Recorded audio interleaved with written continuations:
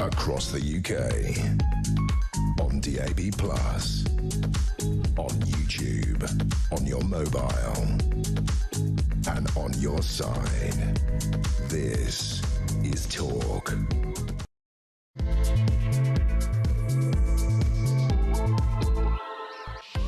Well, a very good evening. This is Talk. I'm Peter Cardwell. Thank you so much for your company. I'll be here right through until 10 o'clock, and so much to discuss this Wednesday evening, including how easy is it to actually get WhatsApp messages back if you happen to be the Chief of Staff to the Prime Minister and have had your phone stolen. You rang 999, but you didn't think to mention that you're one of the most important people in the country. Getting your phone back might actually be a really good idea, and perhaps even a matter of national security. Well, that's not what Morgan McSweeny did. He apparently followed the procedures he was meant to, but in the 999 call, of which we have the transcript, there's so many questions. We'll get into those with the security expert.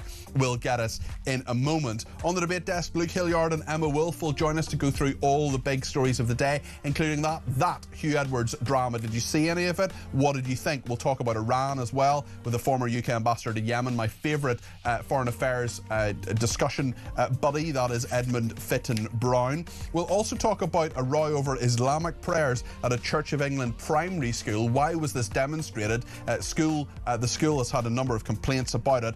And with the Manosphere documentary out there on Netflix, maybe you've seen what Louis Theroux has been doing. The silent epidemic destroying our boys. 75% of UK suicides are male. 63% of young men watch masculinity influencers regularly. So we'll be talking a bit about that. Also, the National Trust has gone massively woke in the last few years. We'll be talking about their latest video and the nonsense that they are pumping out.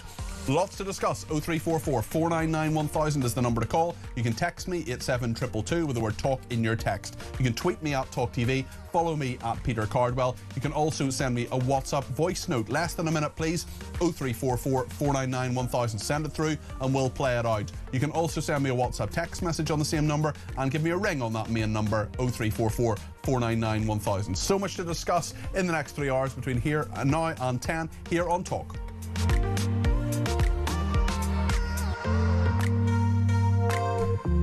And just to update you, I did have that meeting with the creative bodies, the buds, earlier on. We had a good old chin wag this afternoon about the show, about what the show was going to be called. And on Monday night, the big reveal will happen. So we'll have all the new graphics, all the new bits of sound and all the rest of it, and plenty of fury too, of course. And we'll have the new name of the evening show and what it is. That will be coming out on Monday. They're putting that all together with all the graphicsy people behind the scenes. Very exciting stuff. Just before we get into the politics of the day, I also have an update on Golders Green and what happened there. So we know that 2 men have been arrested, the 47-year-old arrested in northwest London and the 45-year-old arrested in central London, both British men. But I have 2 exclusive images which I'm showing you on the screen now. And if you are listening, you can go to my Twitter at Peter Cardwell. I've just posted them on Twitter this second, and they are of those burnt out ambulances having been apparently firebombed. They are being taken away. They're being taken away by a firm called Lantern Recovery to Sandy in Bedfordshire for storage. The whole site of that dreadful attack has been boarded up, and we know that those 2 men are in custody and being questioned. No charges yet, of course, far too early for that. But we will see what happens with that case, and of course we will keep you totally updated on that. Thank you to Nigel Howard, the photographer, who sent me those images, and as I say, I've just put them on social media. I've just put them on Twitter, so if you go to @PeterCardwell on Twitter, you'll see them if you're listening on the radio. 2 burnt out ambulances being taken away, and the crime scene there continuing to be cleared up. And as I say, those 45 and 47-year-old men, the 47-year-old from northwest London and the 45-year-old from central London, 2 British men, we're told have been arrested and are being questioned by police and remain in custody. Any update on that between now and 10 o'clock, of course, we'll bring it to you here on Talk. But the main story, of course, today is Morgan McSweeny and his phone. So he is the Chief of Staff, or was the Chief of Staff, to Keir Starmer. His phone was stolen from him, and bizarrely, he then made a 999 call where he didn't think to mention that actually he was, at that time, in October last year, the Prime Minister's Chief of Staff. The point of it all, of course, is that the Peter Mandelson messages are on there, what he said, what was decided, what was discussed, and those are apparently now lost. But are they actually lost when the Prime Minister's official spokesman spokeswoman was asked about this repeatedly after Prime Minister's questions earlier today. We did not get a clear answer. Kemi Badenoch has been reacting to this. This is what she said. Mr. Speaker, the Prime Minister loves to hide behind legal process. I wonder what a Director of Public Prosecutions would make of the defence. Sorry, I can't produce my WhatsApps. My phone's been stolen. Well, answer came there none from Keir Starmer, as is so often the case at Prime Minister's questions. One other thing I want to show you from Prime Minister's questions is a very good question from Nigel Farage, actually, because he asked about the policy of smashing the gangs. I just want to show you this clip, actually. Remarkable that the Prime Minister... Smash the gangs! That is what the Prime Minister promised us. Trust me, I will stop the boats from coming. But 70,000 later, and 1,000 in the last week, and too many young men that pose a threat to national security. Is it not time to admit Smash the Gangs has been a total abject failure, along, frankly, with most of his other policies? But isn't it now time, he told us, as summer approaches, what is Plan B? Prime Minister. Well, Mr. Speaker, this is from the man and the party that voted against giving law enforcement counter-terrorism-style powers to tackle it. So he wants the grievance, he doesn't want it sorted. And he has absolutely no judgment.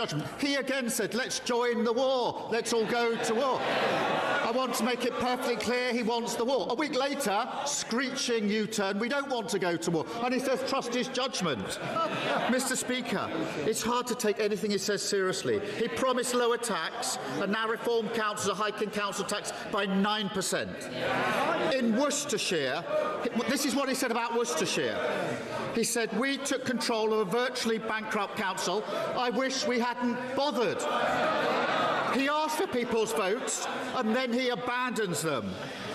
Reform don't want to solve problems, they only want to exploit them. I am thankful for the opportunity to change this country for the better. He says he wishes he hadn't bothered winning councils, because they're an absolute disgrace. So, Keir Starmer criticising Nigel Farage for U-turning. OK. I know someone else who's done a few U-turns, and his name's Keir Starmer. 15 of them. In fact, 15 major U-turns. We'll forget about the smaller U-turns as well. Absolutely extraordinary. Reform UK MPs then got up and left the chamber during Prime Minister's questions. So many unanswered questions from Keir Starmer. So many unanswered questions about Morgan McSweeney's phone being stolen. He gave his name but not his job title. He talked about having a government phone. Well, tens of thousands of civil servants have government issued phones. If a 999 call handler says it's a government issued phone, well, that could be anybody. That could be a junior civil servant who has a government issued phone. That could be a press officer. That could be anybody. I had a government issued phone when I was a special advisor. If I'd had it stolen, there would have been procedures to follow. So the question is, did Keir Starmer actually follow the procedure? And Number 10 Insider got in touch with me earlier on, someone who worked in, not actually in Number 10 anymore, but had worked in Number 10 for a very, very long time.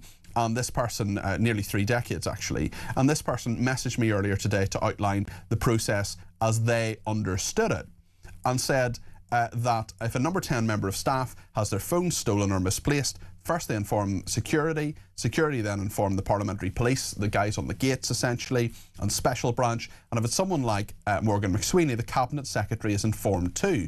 McSweeny would also have been told to inform his local police station, or Charing Cross police station, which is the nearest police station to Downing Street, physically closest one.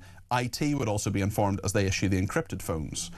He also said, this person, this only applies, of course, if one does report your phone as stolen or missing. It's also up to the owner to report it to your local police station. So either it's a lie, failure to follow process or procedures, a complete disregard for the security implications, or a cover-up. That's someone who used to work in Downing Street until very, very recently for some time. So there's a lot in this.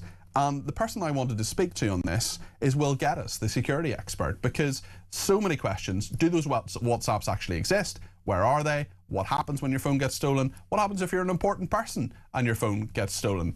Will, I was talking to an important person earlier today who had his phone stolen, and you helped him some time ago. We'll not say who it is, but let's say they're familiar to us both. Will, what happens, and what should Morgan McSweeny have done, do you think? Well, evening, Peter. Thanks for the invite. I think the first thing is with Morgan McSweeny, that list of failings that you just put, I'd say all of the above. The first and foremost element is, as a government phone, if it was a government phone that he was using, because I certainly know some of the guys who actually configure those encrypted devices, and the number of times, and whether that be the phones or whether it be laptops, the number of politicians that actually don't use those devices and use their own devices is astounding. Because the first and foremost important factor is every communication that they make on those devices needs to be logged and auditable. So it can be gone back through at some point if there has been any issue, misunderstanding, miscommunication or anything that can attribute to the individual who communicated via that device, whether it be the owner or whether it be someone that they communicated to, which could be Mandelson in this instance. So the first thing is why he's stating that they can't retrieve WhatsApps. Well, I can tell you for a fact, Peter, that all of our WhatsApp messages are backed up if we have an iCloud account. What happens if you have that thing where they disappear after 90 days or sometimes 24 hours? Do they disappear if that's the case? No, they're still at the backed up, and they're still. I mean, unless you're using something like Signal or Threema or one of the encrypted secret messenger apps or secure messenger apps, WhatsApp will be backed up to your iCloud account. Now, few people actually realize that. Unless you specifically, and this is the exception, Peter, that is unless you deliberately disable that backup capability. Okay, very interesting. So if someone is a high-profile person, Prime Minister's Chief of Staff, people might not necessarily know his name. Our viewers and listeners will, because we mention him relatively frequently. He's not there anymore and had to resign, of course, over the Mandelson affair. There'll be extra levels, won't there? Presumably GCHQ, the government's monitoring service, secret service, they will presumably have a track on the phone. They'll know where it was. Presumably they could delete it remotely. Tell us about that. Yeah, well, I mean, it's, again, no different in many ways, Peter, to what we all have, which is our Find Our device and that ability to remotely disable that device, to erase it, from our own laptops, as long as we can get to our laptops in time. But what the government have is what we call MDM, which is mobile device management.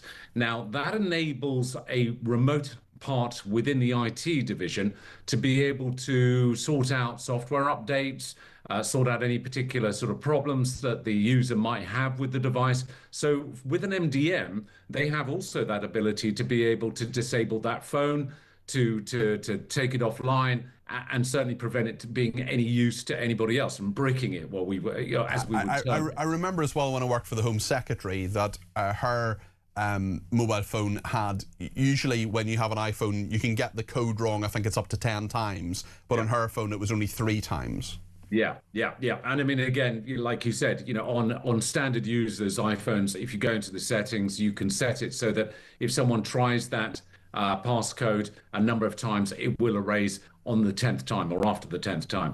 So, Morgan McSweeney's not being entirely honest, I don't believe. But also, if there was some spurious reason, Peter, for why he couldn't retrieve his messages, well, then you go to the user's messages, the other user's messages, which would be Mandelson, and I would be wanting to investigate his. Now, he, as the ambassador for the UK to the United States, would have had even more levels of security put on his particular device, which would prevent him actually being able to remove it, or erase some of the WhatsApp history on there.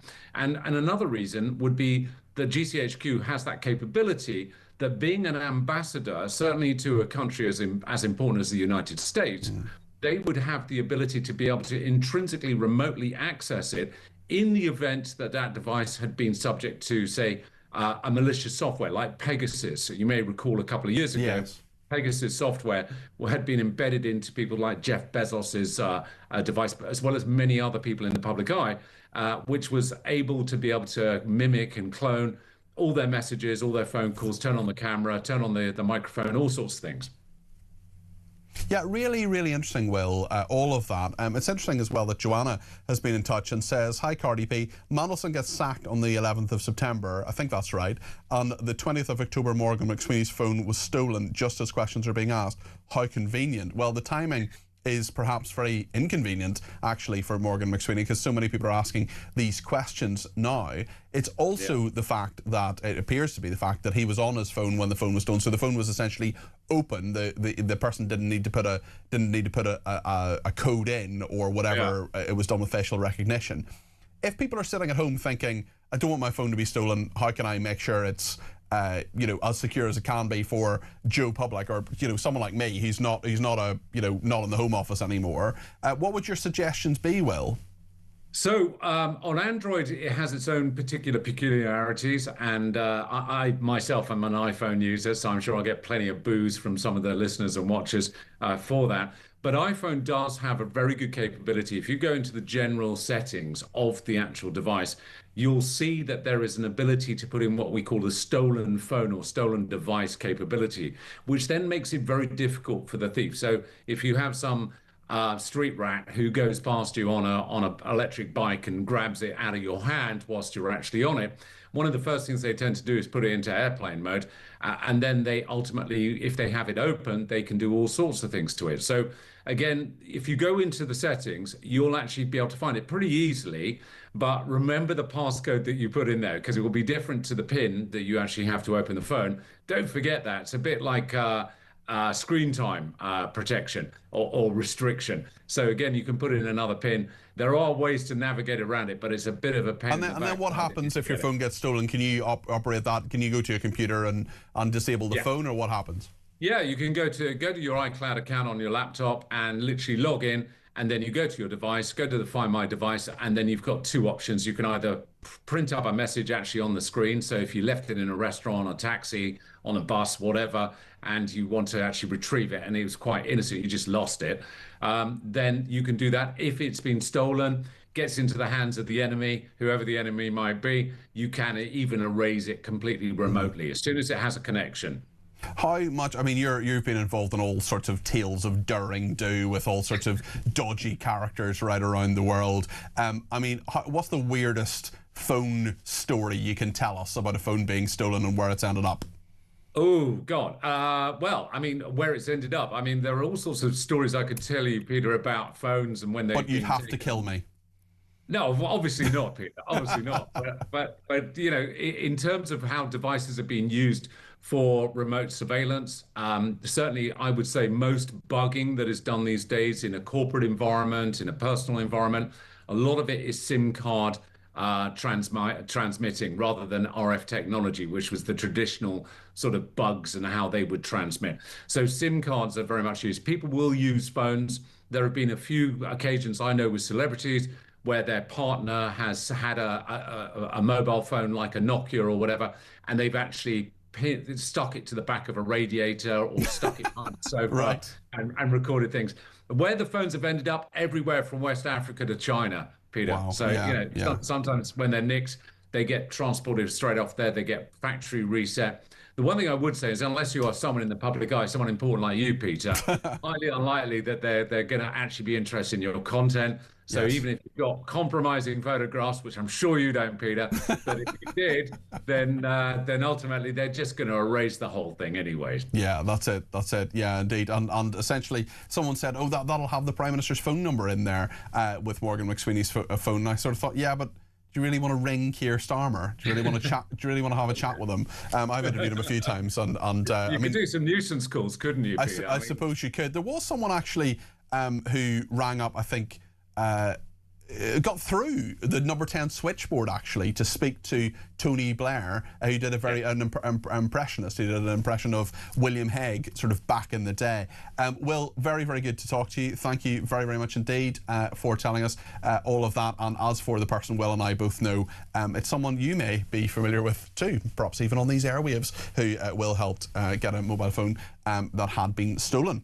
some years ago. But anyway, it would be wrong of me to tell you who it is, but you can have a guess anyway. Lots to discuss, and thank you to everybody who has been in touch. Darryl in Blackburn says, I think McSweeny might be pulling a Louise Hay stunt with the phone. She, of course, had quite a number of stolen mobile phones in her drawer and was convicted of fraud. They say she might actually be back in the cabinet. So you could have actually Angela Rayner, in theory, and Louise Hay back in the cabinet. So two people who've actually broken the law. Also, another person says, watching Starmer's reply to Nigel Farage, why does Nigel not have a right to reply like Kemi Badenoch does, says Phil in Portsmouth. Well, Phil, Kemi Badenoch doesn't really have a right to reply, actually. She just has 6 questions that she can ask. Now, she is the leader of the opposition and is the leader of the party currently, anyway, with the second largest number of MPs in Parliament. So she has 6 different questions. So if you watch it, the last, or if you count them, as I do, I'm in here every Wednesday with Julie Hartley-Brewer at 12 o'clock going through Prime Minister's questions. Usually the toughest question, or the biggest one where she gives a speech, a mini speech, is always the 6th one. And then his reply, the most damning reply from Keir Starmer, is usually the 6th one, because she can't reply to that. But Reform UK walked out after Nigel Farage, after the attack that was put on him by Keir Starmer. Now, Mark's in Lincolnshire and doesn't think that that should have happened. Mark, what are your thoughts on this? You're very welcome to the programme. Hi there, Peter. Right. Yeah, I think, I've said this before and you know this. This lot are just not serious. They keep portraying themselves as a serious party, an alternative, whatever. But they're not. You know, it's irrelevant what's happening in Parliament. You've asked the Prime Minister a question. Now, Starmer's never going to answer a question on what was and had been for quite a while a flagship policy. We know that. It hasn't worked. It's completely backfired. But he should answer it. He should answer it. And Reform UK have been treated badly by Starmer. He doesn't give them answers. Yeah, he treats all other politicians, opposition politicians, badly. They always have. I mean, to an extent, you could say the same. You could level the same thing at the Tories, you know, when they were last in power. Very true. I think that's just been the standard way of doing things in politics. Getting up like a bunch of children and walking out isn't necessarily the way to address it, though, is it? It just seems quite childish and petty. How would you redress it? What advice would you give Nigel Farage in terms of redressing? He asked a perfectly reasonable question. Stop the boats isn't working. What does the Prime Minister think? Flagship policy, as you say, and then the Prime Minister just attacks him. Well, I mean, if you don't get the opportunity of a comeback, then obviously the only way that he can really address it is, you know, outside of Parliament, isn't it? In his many conferences, which no doubt he will anyway. I just think it's a bad look, them getting up and walking out at the end of the day, Peter. I just think that, you know, that for me, again, I've said this so many times, Peter, man, it's crazy. Okay. With reform, there's just too many red flags. This is just another one of these red flags. I'm not. Well, I tell you what I'll do, Mark. I will put it to our viewers and listeners. Were Reform UK right to walk out after this happened in Prime Minister's questions earlier today? Nigel Farage asks a question. Keir Starmer doesn't answer it. He starts attacking him. Let's just watch and see what happened, and then you let me know, 0344 499 1000, whether Reform UK MPs were right or wrong to walk out. Let's just remind ourselves what happened. Smash the gangs! That is what the Prime Minister promised us. Trust me, I will stop the boats from coming. But 70,000 later, and 1,000 in the last week, and too many young men that pose a threat to national security, is it not time to admit Smash the Gangs has been a total abject failure, along, frankly, with most of his other policies? Isn't it now time, he told us, as summer approaches, what is Plan B? Well, Mr. Speaker, this is from the man and the party that voted against giving law enforcement counter-terrorism style powers to tackle it. So he wants the grievance, he doesn't want it sorted. And he has absolutely no judgment. He again said, let's join the war, let's all go to war. I want to make it perfectly clear he wants the war. A week later, screeching U-turn, we don't want to go to war. And he says, trust his judgment. Mr. Speaker, it's hard to take anything he says seriously. He promised lower tax, and now Reform councils are hiking council tax by 9%. In Worcestershire, this is what he said about Worcestershire. He said, we took control of a virtually bankrupt council. I wish we hadn't bothered. He asks for people's votes and then he abandons them. Reform don't want to solve problems, they only want to exploit them. I am thankful for the opportunity to change this country for the better. He says he wishes he hadn't bothered winning councils because they're an absolute disgrace. Keir Starmer replying, I use the term loosely, to Nigel Farage. Thanks to Mark in Lincolnshire for his call. I'm asking you now whether you agree with Mark that Reform UK were petulant and wrong to actually walk out, or whether you think that Reform UK were right to do so after that answer at Prime Minister's questions today. Whatever you think, however you want to say it, 0344 499 1000 is the number to call. You can send me a voice note on that number as well, or a WhatsApp text message, or 87222 for a traditional text message. Speaking of messages, quite a few coming through, and one from Penny in Essex says, can anybody tell me why Huw Edwards, a convicted paedophile, is walking free and the man supplying with him with obscene photography is too, yet a woman who put hurty words, albeit foolish ones, on social media was given a prison sentence? Absolutely ludicrous. She is not dangerous. I think she's referring to Lucy Connolly there. This pair definitely are. What is going on? Leslie says the whole McSweeny phone debacle absolutely stinks of conspiracy. Alex in Cardiff says when a Prime Minister puts his head in his hands, which Keir Starmer did at one point at Prime Minister's questions as well, this is bad. It affects markets. The man isn't fit for the job. So far out of his depth, it's painful to watch. Well, what do you think about Keir Starmer? What do you think about what Reform UK did and what Mark's comments were a little bit earlier on in the programme? We heard from him. Mark in Lincolnshire gave me a ring. I can see the phones going. I'll take some calls. We'll also go to the debate desk after this break.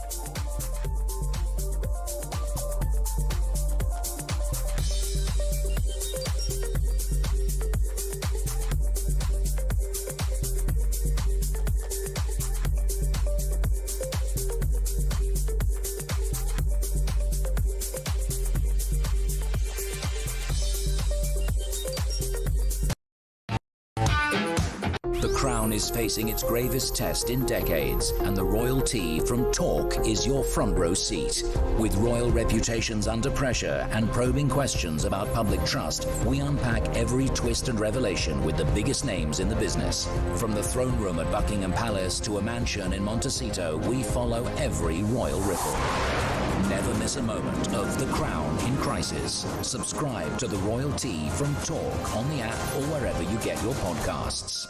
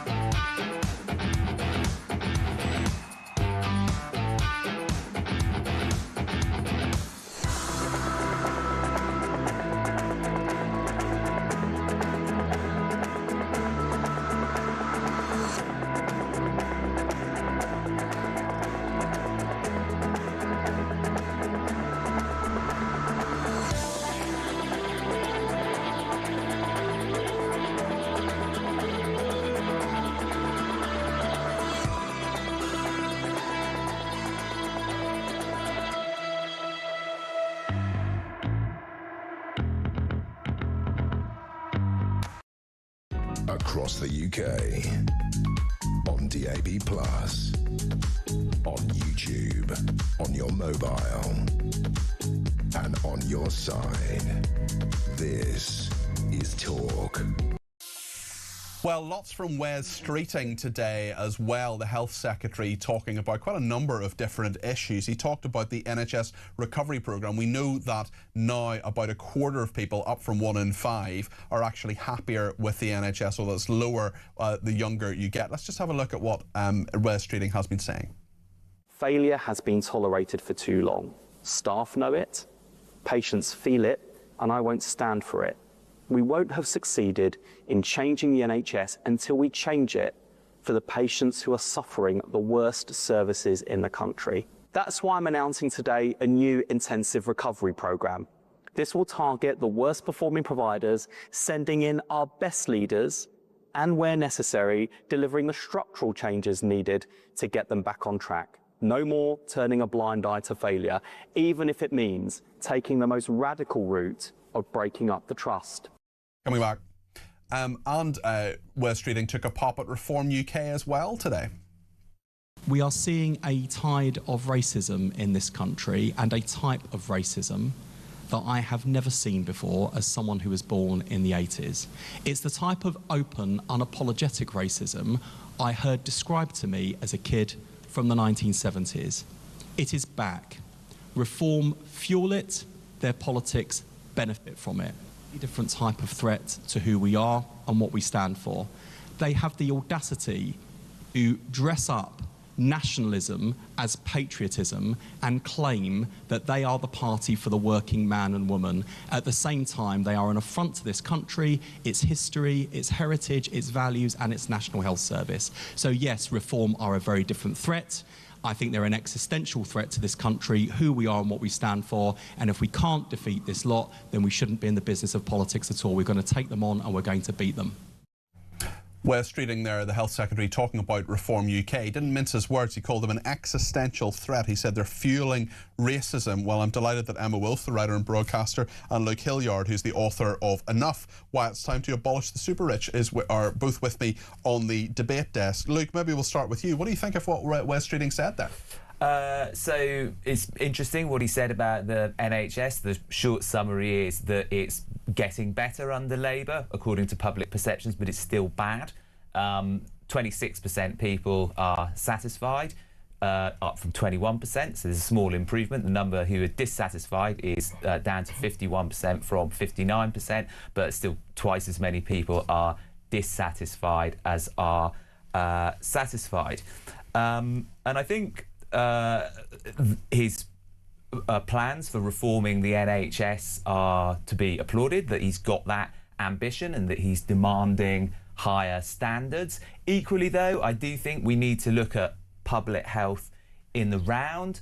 We're still seeing the kind of hangover from the COVID period. We've got real mental health problems in this country. And we're going to talk about that a little bit later on, actually, about the manosphere and suicidal ideation amongst young men. We'll talk about that. When he talks about Reform UK fueling racism, what do you think?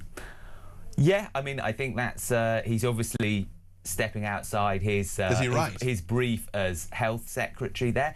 I think Reform is certainly a very divisive movement. I mean, you look at the response to Nigel Farage doing his stunt at the football club this week. Are they fueling racism? Yeah, I don't know if they're. I don't know if you saw that. A lot of people were. Ipswich, yeah, lots of people were running on it. But do you think they're fueling racism? Do you think? I certainly think they're fueling division, and I think they're picking the wrong target with their rhetoric about migrants. I think it's it can be unpleasant and divisive. I don't think if you were to enact the policies that they favour on immigration, that it would make a lot of people's lives in the UK any better. So I think they're I think they can be a divisive force in society. Emma, what do you think about what Wes Streeting says, particularly about Reform there? He says they're an existential threat to our country. No, I think that it only proves how very weak Wes Streeting is. He needs to focus on his brief, which he is failing to do. The NHS is failing. Wes Streeting has been promising reform for the past 18 months and has completely failed to do that. Waiting lists are down. He's now offering online hospitals, online consultations. You know, all of this are virtual consultations, which overwhelmingly patients don't want. Overwhelmingly, patients who are heavy users of the NHS, who need to be seen, are elderly and vulnerable, and by their very nature, they're physically unwell. They need to be seen physically, face to face. Yes, there are some jobs the NHS can, which can be done virtually, i.e., checking blood tests or whatever. But then there are overwhelmingly those kind of jobs like being a GP, which is very well paid, being a surgeon, which is very well paid, which needs to be face to face. And what on earth is he doing, hitting out at reform? As for fueling racism, people are voting. The popularity of reform is a reflection of people's views. People believe that we have a problem with immigration in this country, with uncontrolled immigration in this country. That is what they are supporting, and that is why reform are surging in the polls. They're leading the polls. And would you not say, Luke, that maybe you argue and just have... So the majority of Brits are racist? No, I'm not saying that. No. 24% of people in the most recent polls want to vote for Reform UK. 75% of people don't, which we've got to remember. Luke has just been arguing a minute ago that they're a divisive force. I just wonder, I mean, some would say the Labour Party is a divisive force. Some would say the Green Party is a very divisive force, for example. Well, I think what's interesting, what I was kind of drive at with the point about Nigel Farage at Ipswich Town is I don't think you would see that if... Keir Starmer visited a football club. He's not saying a strong things, is he? A lot of people want to be led, and they don't feel they're being led by Keir Starmer. Well, be that as it may, I think not being a strong leader, I'm not going to comment saying Starmer is or isn't, but I don't think it's as controversial. Do you think Starmer's a strong leader? I don't think it's as controversial or provocative as some of the things that Nigel Farage says. I think certainly, to your point, he is divisive. He is leading in the polls. They have actually come down a bit in the polls, and they're not as strong as they were reform. And if you look at polling, there's been some interesting stuff done this week that shows, who people least want to be Prime Minister. Farage leads that, and Reform lead that by a long way. So I think that kind of shows that his rhetoric is kind of... One at a time. Yeah. Just factually, Keir Starmer is the most unpopular Prime Minister at this time in his prime ministerial period. He's just overtaken Rishi Sunak, and of course, Liz Truss is a distant memory, if only. Emma, what are your thoughts? Well, no, I was just going to say, it's extremely telling when a political party becomes obsessed with hitting out at the opposition, whereas actually what Labour need to do is focus on Keir Starmer needs to focus on running the country, finding that vote, leading the country, finding some kind of backbone, finding some kind of agenda, finding something that he believes in, that he knows what he thinks about. I mean, we know that he's lost his brains, Morgan McSweeny, the brains behind the vacuous thing that is the Prime Minister. He's lost Morgan McSweeny. He seems to be now completely rudderless. There is no leadership. He will not answer questions about everything from, the missing mobile to Iran to anything else on the agenda, on the very, very pressing agenda. The country is virtually bankrupt. We have a Chancellor who doesn't seem to know what she thinks and what her plan is.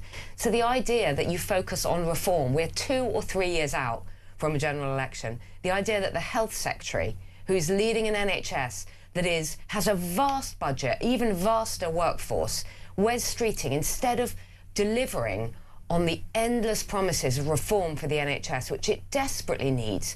And you say people are satisfied with the NHS. I'm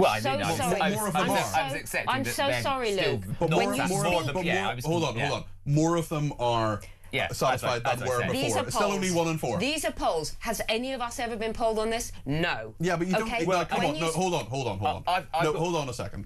Polls, lots of people criticise polls.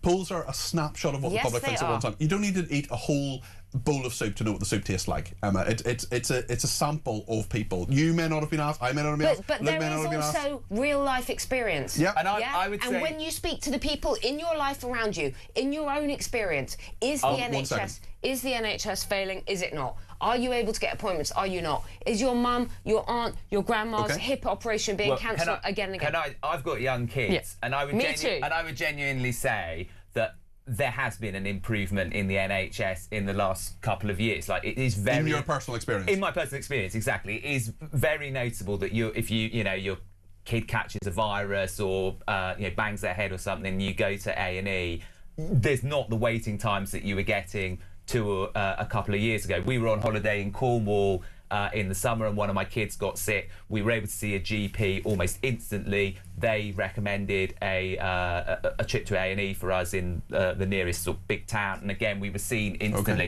And I don't think that would have happened. Obviously, it's just anecdotal, but I think you can see why the levels of satisfaction in the NHS are creeping up. Labour has put some good money into it, but equally, of course, you can understand that the levels of dissatisfaction, while lower, are still, as I said, twice as high as the levels of satisfaction. I actually have to, in this conversation, I actually have to stand up for my GP, who's an absolutely superb NHS GP. But it is anecdotal. And same with my 5-year-old. We all have individual experiences where they've been fantastic, and we've also had individual experiences where, say, my mother has been waiting for an elbow replacement for like 3 years, and then you get moved from one list to another, and that is terrible for elderly people to live with that. So I agree with you, and I think you're right in that we've all had mixed experiences. Whatever your experience is, do you agree with this survey that says a quarter of people now have faith in the NHS and think it's a good service? What do you think? What do you think about what Luke's been saying and what Emma's been saying? 0344 499 1000. We'll take a break, but plenty more to discuss in a second. We'll talk about the Reform MP Andrew Rossendale suing the Tories for changing his office locks. He is also one of those MPs. I'm not sure if he was actually part of the group, but the Reform MPs anyway walked out of PMQs today. Were they right to do that? Let me know your thoughts. 0344 499 1000. We'll also talk about that Huw Edwards drama as well. Perhaps you saw it or some of it last night. I hope not, because you were watching this programme, but nonetheless, I know a lot of people have been watching it and catch up and so on. I haven't seen it yet, but we will be talking about that a little bit later on. Whatever your view, whatever you want to say, however you want to say it, send me a voice note or pick up the phone. 0344 499 1000. Stay with us.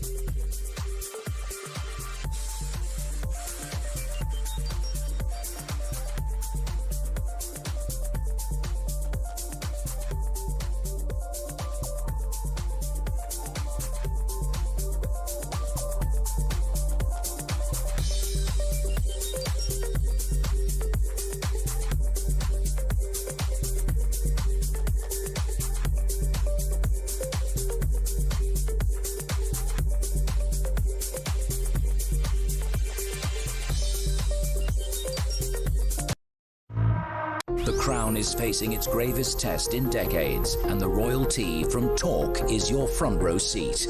With royal reputations under pressure and probing questions about public trust, we unpack every twist and revelation with the biggest names in the business. From the throne room at Buckingham Palace to a mansion in Montecito, we follow every royal ripple. Never miss a moment of The Crown in crisis. Subscribe to the royalty from Talk on the app or wherever you get your podcasts.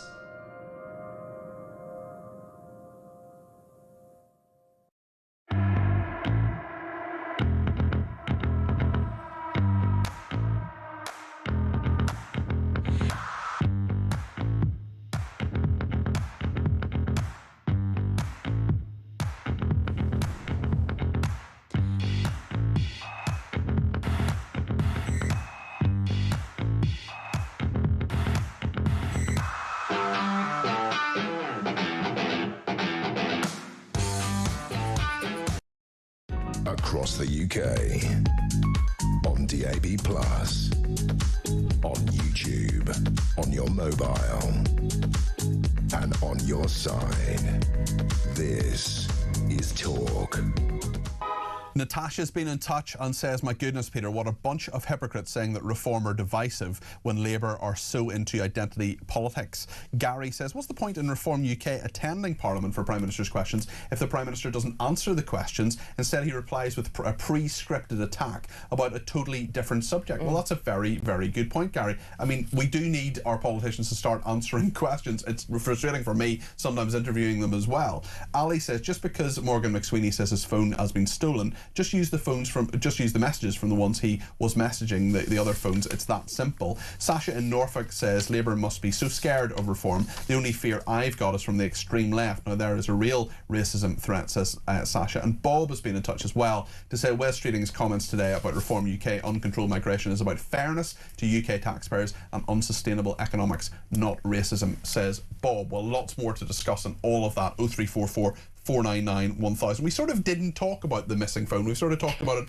in kind of in passing. I just wonder, do you feel there are still questions to answer, Emma Wolf? Oh my goodness, there are so many questions. Day by day, I mean, hour by hour, there are more and more questions. Just today, we had the full transcript, didn't we? From the caller, Morgan McSweeny, who seemingly was roaming around Westminster at, you know, when the phone was taken, reporting in, it was fascinating to read it, reporting in real time to the caller handler, presumably at the police, about the missing phone. He fails to mention that he's the chief of staff to the most powerful man in the country. He seems happily to accept the fact that the call handler has mentioned an address, Belgrave Street instead of Belgrave Road in Stepney. So it's actually logged in correctly, yeah. Yeah, so it's logged in correctly, but there are so many other questions. I've debated with cyber security people saying everything is backed up. You can never... We just had one on before you came on. Exactly. Yeah, we'll get it. You've had that. But then there are other people who say, no, if things are not backed up. We had this thing about disappearing messages. Are they stored somewhere? They're backed up. No, they are backed up unless you specifically go into your iCloud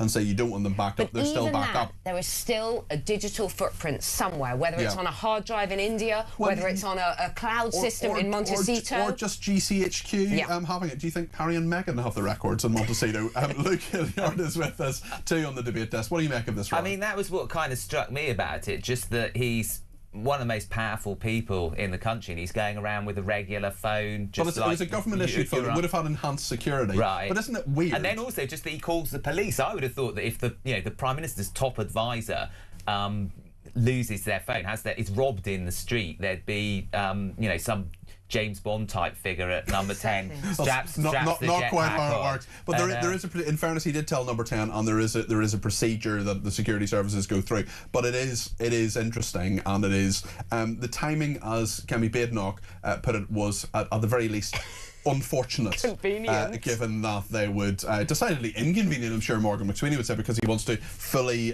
comply with the inquiry. Right, let's talk about the Huw Edwards drama. Did either of you watch it? I've seen some clips. I haven't watched the full first. I think it was the first episode, wasn't it? Well, it's the only episode. Yeah, it was last night. This was Channel 5. Huw Edwards being talked about this. I think Kevin O'Sullivan spoke to his representative a little bit earlier on, his agent. Do we have a clip of that? Is that ready to play? We've got a Channel 5 clip. Apologies, we've got a Channel 5 clip. Let's just play a little bit of this docudrama from last night. 60 seconds, Huw. All right, remember everyone, nation shall speak peace unto nation, and if you could make me look good as well, then so much the better. What are you doing? I want to watch the news. Why? It's a load of So why do you watch it then? Because I'm smart enough to know it is a load of Let him watch the flipping news. Get brainwashed. Oh, you like that Huw Edwards anyway? Oh, yeah, he's lush, he is. Yeah, he's alright. Seems like a solid one. So I haven't watched it either, but simply because I haven't had time. I've just been very busy today and I couldn't watch it last night. Have you seen it, Luke? No, certainly not. Have you made a decision not to? Not one for me. Apparently pretty graphic, and yeah, just, I was hearing from Kevin O'Sullivan, actually. I was chatting to Kevin O'Sullivan in the office earlier. I'm sure he said this on air as well, that there were some quite graphic scenes. Is it right that it was made, do you think, Luke? I think... Yes, if there's it's a major scandal, and that if it's rigorous and accurate, which I presume it's been through all the a lot of lawyers. All the allegations certainly were put to Huw Edwards' lawyer, but he is worried about this. Yeah. Why? Why do we want to? Why? I mean, okay, maybe people would want to watch it, but why are we using this as a basis for grubby paedophile crimes? There's nothing that we can learn from it. We know what is illegal. I disagree with you, Emma. I think there's quite a lot we can learn from it, actually. I think we can learn not just... I mean, everybody knows what paedophilia is, and some of us know far better than others what it is, very sadly, because there's so many victims out there. There's so many people who've dealt with those issues. I dealt with some issues to do with child abuse in government, for example, trying to deal with policy on that, and it's an absolutely horrific thing. Of course it is. It's one of the most horrific things you can even imagine. The point, I suppose, is how can someone who was the sort of voice of a nation to many degrees. Yeah, Who's telling us the Queen has died, who's done so many very, very important things, has this huge fall from grace because he takes this very risky course of action. That to me is fascinating. I think it's fascinating. I'm a first, but not yeah. Well, fascinating. But why glamorise it? Why make it's not glamorous. I don't find it. You are glamorising it by making it into a movie. Don't agree. You're making it into a drama. I don't think anybody is going to look at Huw Edwards better at the end of that. Do you? No, absolutely not. His shame is, total. His humiliation is complete, and he won't even pay back the money that he was paid, after that. But I don't see this as a fitting. I mean, I don't see this as a fitting subject for TV drama. I think there are a lot of instances in recent history of powerful, superficially respectable, reputable people using their power or position of respect and influence in a really horrible, exploitative way. And if it has drawn attention to that, then I think it does have some value. But as I say, personally, is that new? But I think maybe it is. I think seeing like how he went about it and using the internet, is how he went about it. I think. But there are a lot of people I think who will in more detail that would have about how people are. Exploited by powerful people, and I think raising awareness of that is a good thing. But as I say, it was too gross for me, frankly. I've been around the media and politics for 20 years, and I can tell you that when the allegations came out originally, 3 young men, all of whom I think I'd worked with, all of them in their 20s, contacted me and said that Huw Edwards had contacted them. One later spoke to a newspaper anonymously. And 2 others had been contacted. One had never met him, actually just been contacted through social media. And they all feel, as far as I know, having messaged them in the last few days, that this was a good idea. Making the drama? Yes. No, I'm not arguing that it shouldn't have come out, of course, and that does encourage and it emboldens and not emboldens, but it strengthens people's ability to come forward, absolutely. I'm just wondering how making a drama out of it moves it on at all. We know that men, often men, usually men, in positions of power abuse that position. We know that there is rampant paedophilia online. We know all of that. I don't see that we learn anything from this. I don't think anyone in power who is doing this kind of thing is going to be stopped by a drama like this. We can't know and that. It doesn't feel okay. I mean, as a writer, it doesn't feel to me a subject for fiction or drama. That's all I'm saying. I wouldn't watch it because we know how grubby and how unpleasant. But should we tackle the big issues with this kind of drama, Luke? Do you not think it being made is actually not a bad idea? And at the end of the day, if it were not for the journalists at The Sun, there's no way this would have all come out. Yeah, as I say, I think it is it's a microcosm of an important broader issue around the way that powerful and influential people exploit that power. Yeah. And I think bringing that to us a wider audience is important. Yeah. Let me just bring in something that Kevin did an interview earlier on with Barry Tomes, who is an agent and is now representing Huw Edwards, who appears to think he can make some sort of comeback, which I just find absolutely bizarre, and I think shows his detachment from reality if he thinks he can have any form of career, particularly in the public eye, with a conviction for paedophilia. Let's have a look at what Barry Tomes, the agent who's representing Huw Edwards, told Kevin a little bit earlier on Drive. Well, don't forget, it's not, but let's get that straight. One thing, Barry, it's not a documentary, it's a drama. No, that's a drama. Yeah, I do apologise. I'm very trying. I keep saying documentary. Yeah. It's a factual drama, in which case it should be factual. Well, the victim, the young Welsh guy and his family, who first went to The Sun and told their story, they would say this is a fact. The victim has said it's a factual chronology of what happened between me and Huw Edwards. And if you watched the drama last night, if we're to take that as true, what happened between Huw Edwards and that kid was unconscionable. It was disgusting behaviour on the part of Huw Edwards. And did you say if we were to take that as true? Is that what you said? I think that's what you said. Yeah.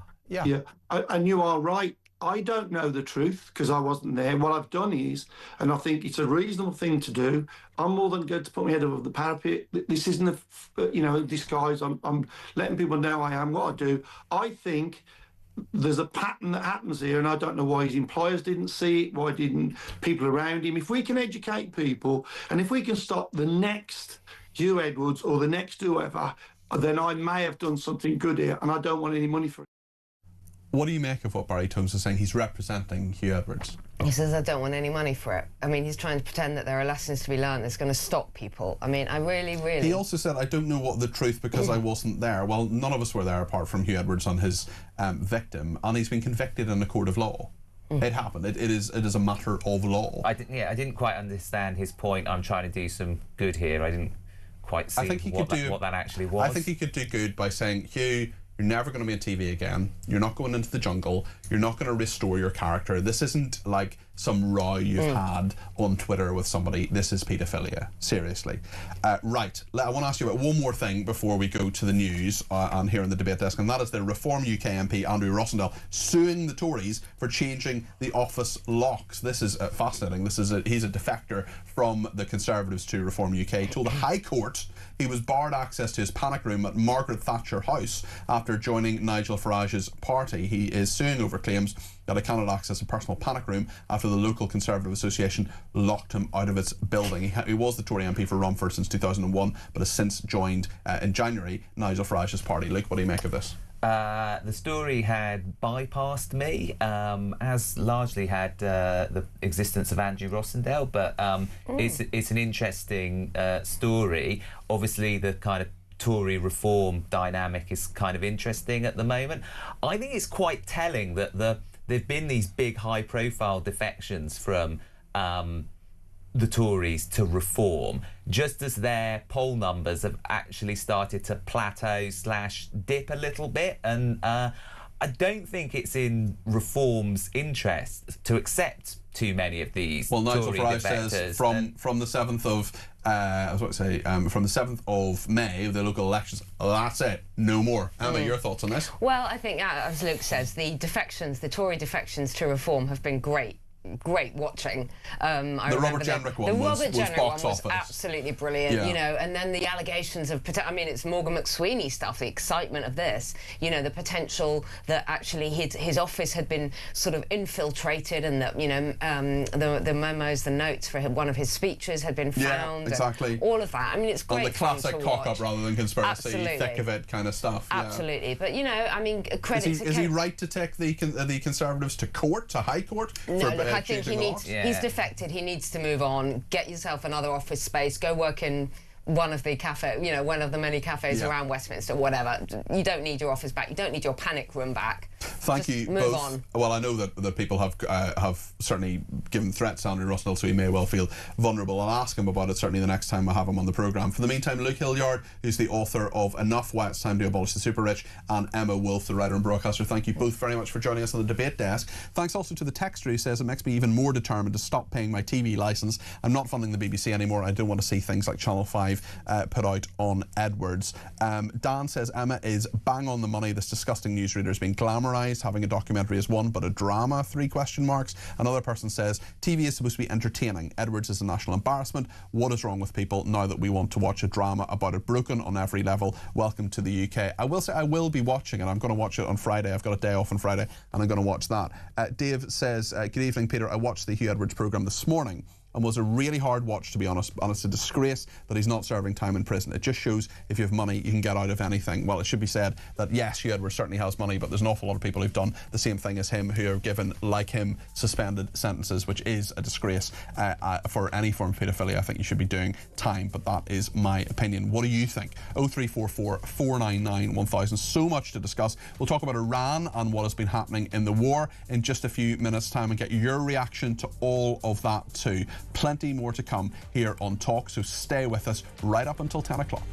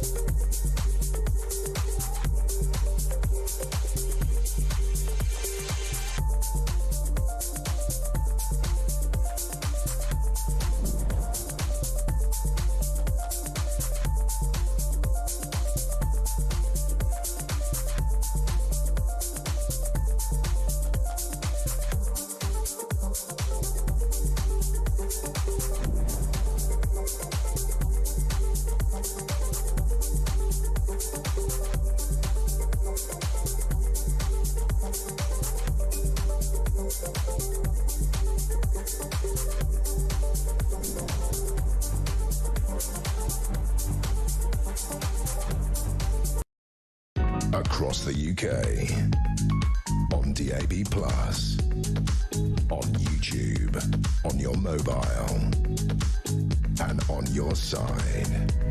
This is Talk.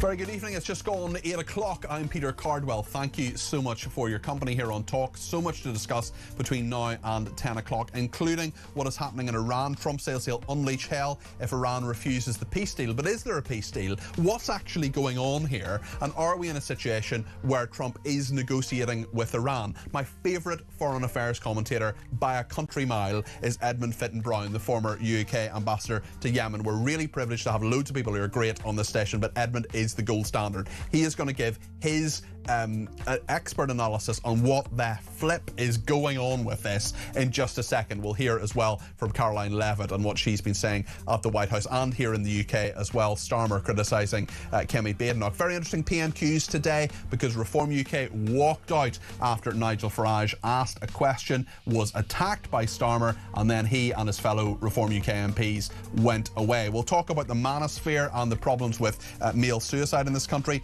a row over Islamic prayers at a Church of England primary school, and the National Trust, which says it's going to prioritise embracing traditions of different cultures. Maybe it should prioritise looking after old houses. Just a crazy thought. Whatever you think, whatever you want to say, however you want to say it, maybe you should pick up the phone and let me know. You should definitely pick up the phone and let me know. 0344 499 1000. You can text me 87222 with the word talk in your text. You can tweet me at talkTV.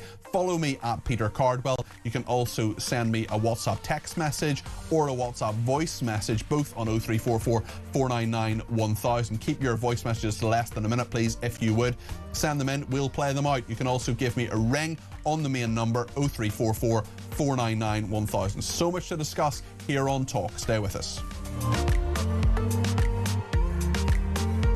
And thank you to Elisa in Chelmsford who says, good evening, Peter. Yes, Reform were right to walk out. Starmer is a disgrace. The public never hear an answer to your question. Starmer is petrified of Reform, and I, for one, hope they win big at the elections. And yeah, lots from her on that. There's plenty more as well on the Morgan McSweeny phone row. We've talked about that. We'll talk about it more as the show goes on. What do you make? Do you buy the story? Some people don't. And one person's been in touch as well with a big issue, which is there any truth in the rumours that Sir Keir Starmer is balding? Well, the last time I saw him in the flesh was just before Christmas, and he looked to have a full head of hair. To me, it must be said, he has got good hair. That's about it in terms of how I'm going to praise Keir Starmer, it must be said. Well, he's got 2 cats. I can praise him for that as well. Right then, let's talk about the war. We'll talk to Edmund Fitton-Brown in a second. But first of all, let's see what Starmer was saying today about Kemi Badenoch and her judgment on the war.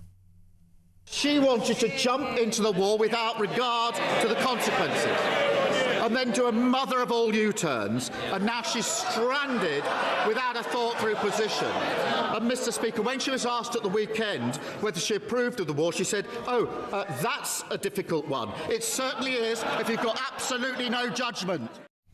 That attack from Keir Starmer on Kemi Badenoch. He also attacked Nigel Farage. We'll talk a little bit more about that later on. But at the White House this afternoon, there kind of lunchtime, Caroline Levitt, who is the press secretary on Iran, she said that President Trump is ready to hit Iran harder than ever before. Fascinating to hear from her, especially in the context of all these talks that are apparently going on. We'll find out what Edmund Fitton-Brown thinks about that in a second, but let's hear from Caroline Levitt first. The remaining elements of the Iranian regime have another opportunity to cooperate with President Trump, permanently abandon their nuclear ambitions, and cease actively threatening America and our allies. But the president's preference is always peace. There does not need to be any more death and destruction. But if Iran fails to accept the reality of the current moment, if they fail to understand that they have been defeated militarily and will continue to be, President Trump will ensure they are hit harder than they have ever been hit before. President Trump does not bluff, and he is prepared to unleash hell. Iran should not miscalculate again. Strong words from Caroline Levitt speaking at the White House a little bit earlier today. She also said that Operation Epic Fury is close to being a success. Our military efforts grow more successful with each passing day, steadily degrading Iran's ability to terrorize merchant ships. For all of these reasons, we are very close to meeting the core objectives of Operation Epic Fury, and this military mission continues unabated. From the outset, President Trump and the Department of War estimated it would take approximately 4 to 6 weeks to achieve this critical mission. 25 days in, the greatest military the world has ever known is ahead of schedule and performing exceptionally. Day by day, the Iranian regime is being crippled, and their ability to threaten the United States and our allies is being significantly weakened. Their ambitions of building a nuclear weapon have also been crushed to an even greater degree than they were in Operation Midnight Hammer in June 2025. Caroline Levitt there, the White House press secretary. I don't know about you, but I am just, the more and more I read, listen, hear about Operation Epic Fury, the more I hear about the war in Iran, the more I'm confused. I know more, but I kind of know less. So that's why we have to turn to experts like Edmund Fitton-Brown, the former UK ambassador to Yemen, to work out what on earth is going on. Edmund, great to have you on the programme. Maybe I can just ask you that question, perhaps in a slightly better way. We're hearing from Caroline Levitt that it's being more successful every day, it's ahead of schedule, it's fulfilling expectations. We're hearing from President Trump the war is over, everything's perfect, everything's marvellous, yet we're hearing from the Iranians that they are denying that talks are actually happening. Where do you think the truth lies? Well, Peter, it's great to be with you as always. The first thing I would say is that it's true that the military progress in the war by the Americans and the Israelis has been dramatically successful. There's no doubt that they've achieved a succession of military objectives, and there's no doubt that the Iranians have been unable to do anything about it. So in that respect, there's no doubt that the US and Israel are winning the war. But of course, what winning the war means in terms of the final outcome depends on what your war objectives are. So from Israel's point of view, they are hoping to achieve regime change in Iran, and that's, that may or may not be achievable. I think President Trump always leans towards doing a deal if he can. He wanted to try and do a deal before the conflict broke out. It wasn't possible because what the Iranians were offering was light years apart from the US expectations. It's possible that now that Iran has sustained so many blows, that they may be offering things that the president is tempted by. Now, we understand that some talks have taken place. They may involve a guy called Mohammad Ghalibaf, who has been a long-term senior in the Iranian regime. He's certainly no pushover. He's a hardliner. He's got an IRGC background. But that said, given the model that the Americans pursued in Venezuela, they might hope that they could achieve something similar. They might be looking for their Delcy Rodriguez in Iran, and they might think that Ghalibaf is that person. But of course, don't expect anybody to reveal their hand at the moment, because certainly if Ghalibaf is really having these conversations, he's also going to be watching his own back in terms of the risk that he might be putting himself in. And not just the personal risk to him, but also the deniability of these talks. And having been involved, probably 0.0001% of the diplomacy that you've been involved with, Edmund, but having been involved in international talks when I was a special advisor, lots of things that I saw in government, we had sort of non-paper papers that just didn't really exist. They were kind of flying around, and people were asked for their comments on them before anything was actually agreed, decided, made public. Is Trump's strategy of saying, actually, we're talking to them, actually, it's fine, actually, we're going to do a big deal on oil and gas, is he getting ahead of himself? I mean, he's not, you can say what you like about Donald Trump, he is not a traditional diplomat. He is not a traditional diplomat, and he's not a traditional communicator. And often what he says may be, maybe bravado, or it may be a blind, of course. And there is this, as you played with the White House spokesperson, there is this enduring threat to say, either Iran cooperates or else we'll hit them harder than we've ever hit them before. So, I think what Trump has done is that he's created an opportunity through the successful application of military force. Now he's hoping that the Iranians will take that opportunity. And you can see that it could be tempting for the Iranians because they have been hammered. And if you're in a leading position in the Islamic Republic, you would be worried about your viability for the future, your safety. You could be hit during the war itself. So many of them have actually been killed in American and Israeli raids. But others are also being targeted by Iranian opponents. In some cases, the Iranian opponents are phoning in targeting information to the Israelis. So, you know, they would feel pretty insecure. They don't have any good choices. The one card they have in their hand is the Strait of Hormuz. That was the one moment where people were saying, well, maybe the Iranians had gained some form of advantage.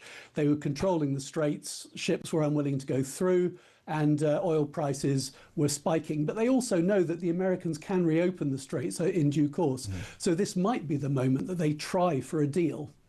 Edmund, I support the war in the sense that the Israeli objective of regime change is something I would love to happen in Iran. If, and it's a big if, it happens, and if, again a massive if, that it involves freedom for those people, especially the women who are, you know, treated appallingly, people who are put to death because they happen to be rape victims, people who are, you know, repressed in so many different ways. It's absolutely horrendous. I mean, am I just a tree hugger singing Kumbaya thinking that this could happen? Is it a pipe dream? I don't think it is a pipe dream, Peter. I think it is possible. One of the things with regime change is you very rarely see it coming. I don't think any of us really saw it coming when the protests broke out at the end of December. And those turned out to be very serious on a huge scale. Now, that unrest, that dissatisfaction with the Islamic Republic has not gone away. Of course, what we have to worry about, and I do worry about it, is that the Iranians killed so many of those people that A, it's quite a feat for somebody to go out and do it again. B, a lot of the leaders, a lot of the most significant and most decisive people in the protest movement, you know, may have been removed, may have been eliminated. But that said, it's worth remembering, isn't it, that the Americans, early on in this war, they said, don't come out because it's not safe at the moment. Now, more recently, just before Nowruz last week, Benjamin Netanyahu actually invited the Iranians to celebrate Nowruz. I wondered at that moment whether that was the signal to say, okay, we will keep you safe. But that did not happen. That doesn't mean to say it won't happen, but clearly we can't be sure that it will. And of course, very, very difficult to come out in the streets and protest when there are bombs going off in your capital city as well, because they're being sent by the Americans. But it does say a huge amount that the Iranian people were asking for this to happen. Certainly the peaceful people who I support were saying get rid of the regime, and it just says so much about a society when you're that desperate. And I know there's so many brilliant Iranians in London. I actually spoke to a few of them a few weeks ago at a protest talking about this, and there are so many good people out there. Edmund, just before you go, just a final question. You wrote a brilliant article for, I think it was the Daily Telegraph the other day, about the civil service in this country and worries that you have about Islamification. I just wonder if you could tell us a little bit about what you wrote. Yes. So I was prompted to write by the scandal that broke out over the Foreign Office attending the National Day and celebration of the Islamic Revolution in Iran. They went to the Iranian embassy in London to do that. And the point that I made, and of course many others have also made the same point, is that there was no need to do that. You don't have to break off diplomatic relations with Iran, but you don't have to treat them as if they're friends. They're not friends. And I was very worried about the sort of, if you like, the boiling frog syndrome that I mentioned, which was that we'd got used to the Iranians behaving in a really very aggressive way towards us, towards the West. And it needs to stop. We need to recognize that the Islamic Republic has been in a state of undeclared war with Britain and indeed with the United States for 45 years plus now. Now, one of the things that I had noted was that whereas in previous times, I think that the UK had, in any period of crisis with Iran or with Iran's allies, we had very quickly gone and adopted a very supportive stance towards the Americans, or became part of coalitions that the Americans assembled to deal with various crises in the Middle East.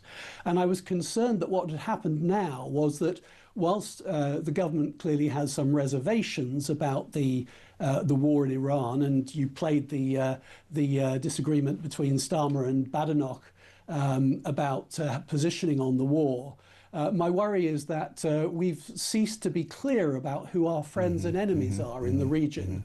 And it's obvious to me that you very eloquently just described what the Islamic Republic represents.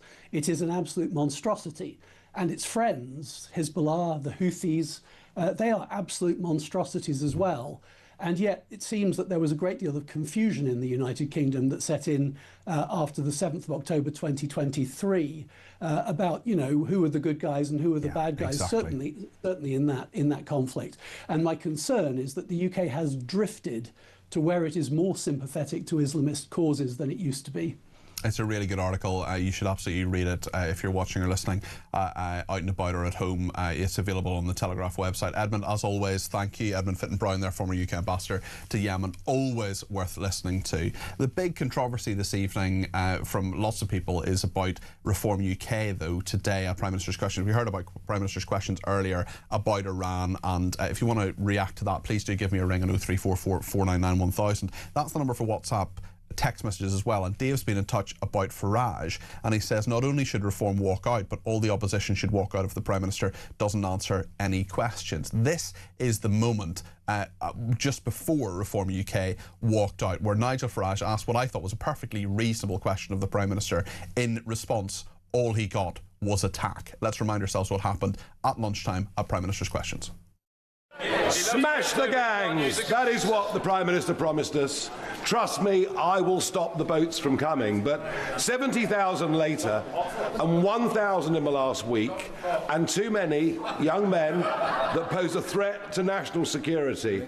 Is it not time to admit Smash the Gangs has been a total abject failure, along, frankly, with most of his other policies? But isn't it now time, he told us, as summer approaches, what is Plan B? Well, Mr. Speaker, this is from the man and the party that voted against giving law enforcement counter-terrorism style powers to tackle them. So he wants the grievance, he doesn't want it sorted. And he has absolutely no judgment. He again said, let's join the war, let's all go to war. I want to make it perfectly clear he wants the war. A week later, screeching U-turn, we don't want to go to war. And he says, trust his judgment.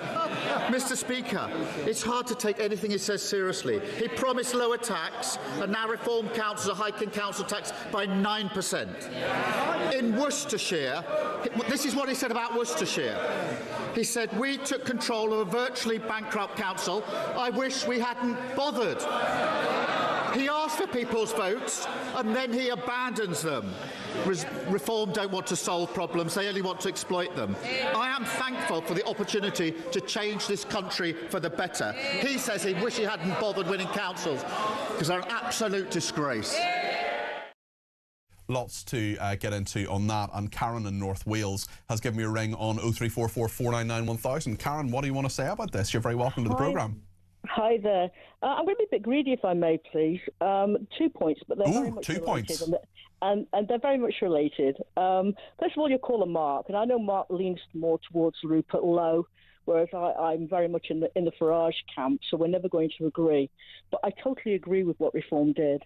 Irrespective of party loyalties, I think we can all agree that Starmer has nothing but contempt for Parliament and our parliamentary convention. He certainly has nothing but contempt for Nigel Farage. Well, this is true. But he didn't have an awful lot of sort of respect for Kemi last week either. Or this week, actually. I thought he was very contemptuous towards her today as well. But you're absolutely right about last week, Karen. Right. So, I mean, when she asked him 6 times, did you meet with Mandelson before you actually appointed him? Yeah. I would love to see every single MP that's selected for a question next question time, I know it's after the Easter break, stand up and ask that very same question. Yeah. And when he goes off at a tangent, I would love every single one of them to look at the Speaker and say, Mr. Speaker, this Prime Minister has absolutely no respect for this Parliament or for its conventions. There is no point. And just walk. I would just love for them all to walk out. Because there's no point. There's absolutely no point. I mean, he's not, in Keir Starmer's defence, he is not the only Prime Minister or the only politician who doesn't answer a question directly and attacks his opponents. This is true, but he just seems to have got it down to a fine art. I mean, I would love to see what would happen if every single one of them, after asking the question and then walking. What would happen first? Would Parliament empty, or would he find his moral compass? Very interesting points. He seems to have lost it. Now, the other one very quickly is West Streeting. Very, very quickly, West Streeting. Mm-hmm. West Streeting and his attack on reform and reform being racist. Can I gently remind Mr. Streeting that in 2020, the Equalities and Human Rights Commission investigated Labour for anti-Semitism and found unlawful wrongdoing. Yeah. Now, he claims to have Starmer claims to have cleaned up the party. He hasn't. There's evidently still an anti-Semitism problem in that party. And can I also gently remind him that reform have never been investigated by anyone? Very, very interesting, Karen. Thank you. Ring me anytime, Karen. Great points there. Well made as well. On Huw Edwards as well, and whether that docudrama should ever be made. Georgina's been in touch from London. Georgina, what do you think? Did you watch the docudrama last night? Yes, I did, Peter. And I have a 17-year-old son, and I've got to say, if some dirty old pedophile was trying to groom my son on a phone or any device, I wouldn't be responsible for my actions. I think a lot of people feel the same way, Georgina. What about the, I think I will totally agree with you. What do you think about the fact that the docudrama was actually made? Well, I think people have got this morbid fascination about wanting to know what went on, and I don't blame them for that. I think we all want to know what makes a person do what they do, and we want to see, what kind of people are capable. I totally agree with you, and I think, it was interesting earlier on the debate desk, people saying, this shouldn't have been made. It is it's horrible, but it's they make documentaries on docudramas about all sorts of things that are horrible and horrific and dreadful, but they do add to some degree to the sum of human knowledge. So I'm not against it. In fact, I'm going to watch it on Friday, or maybe even tonight if I can't sleep.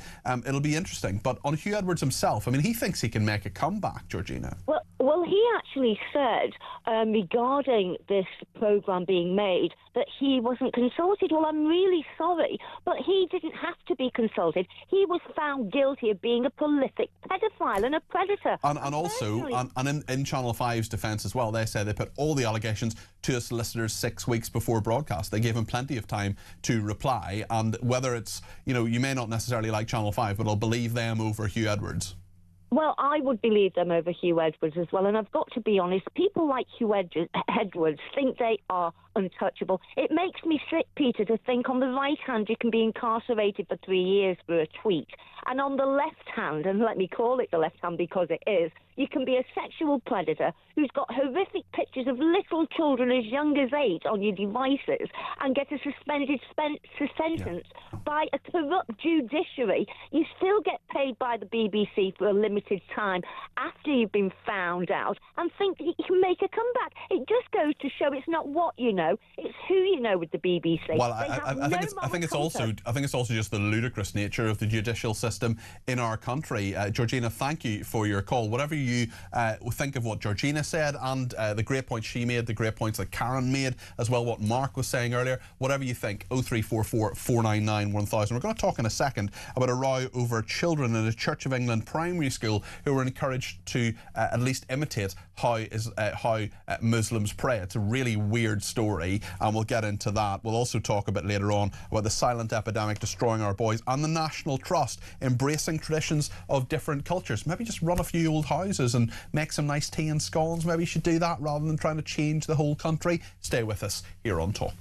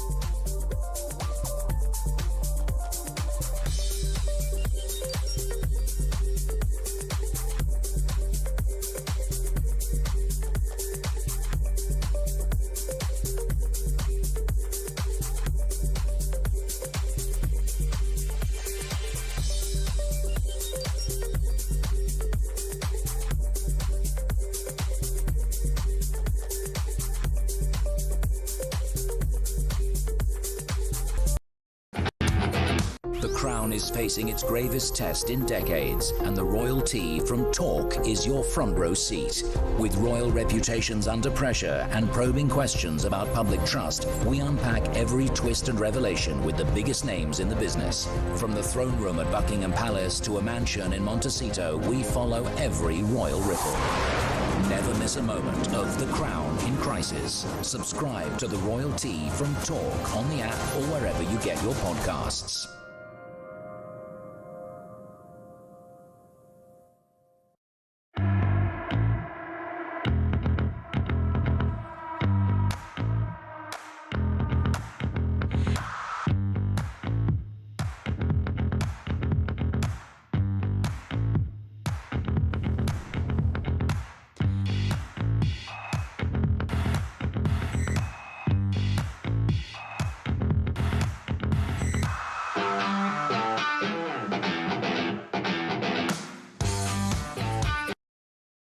Across the UK, on DAB+,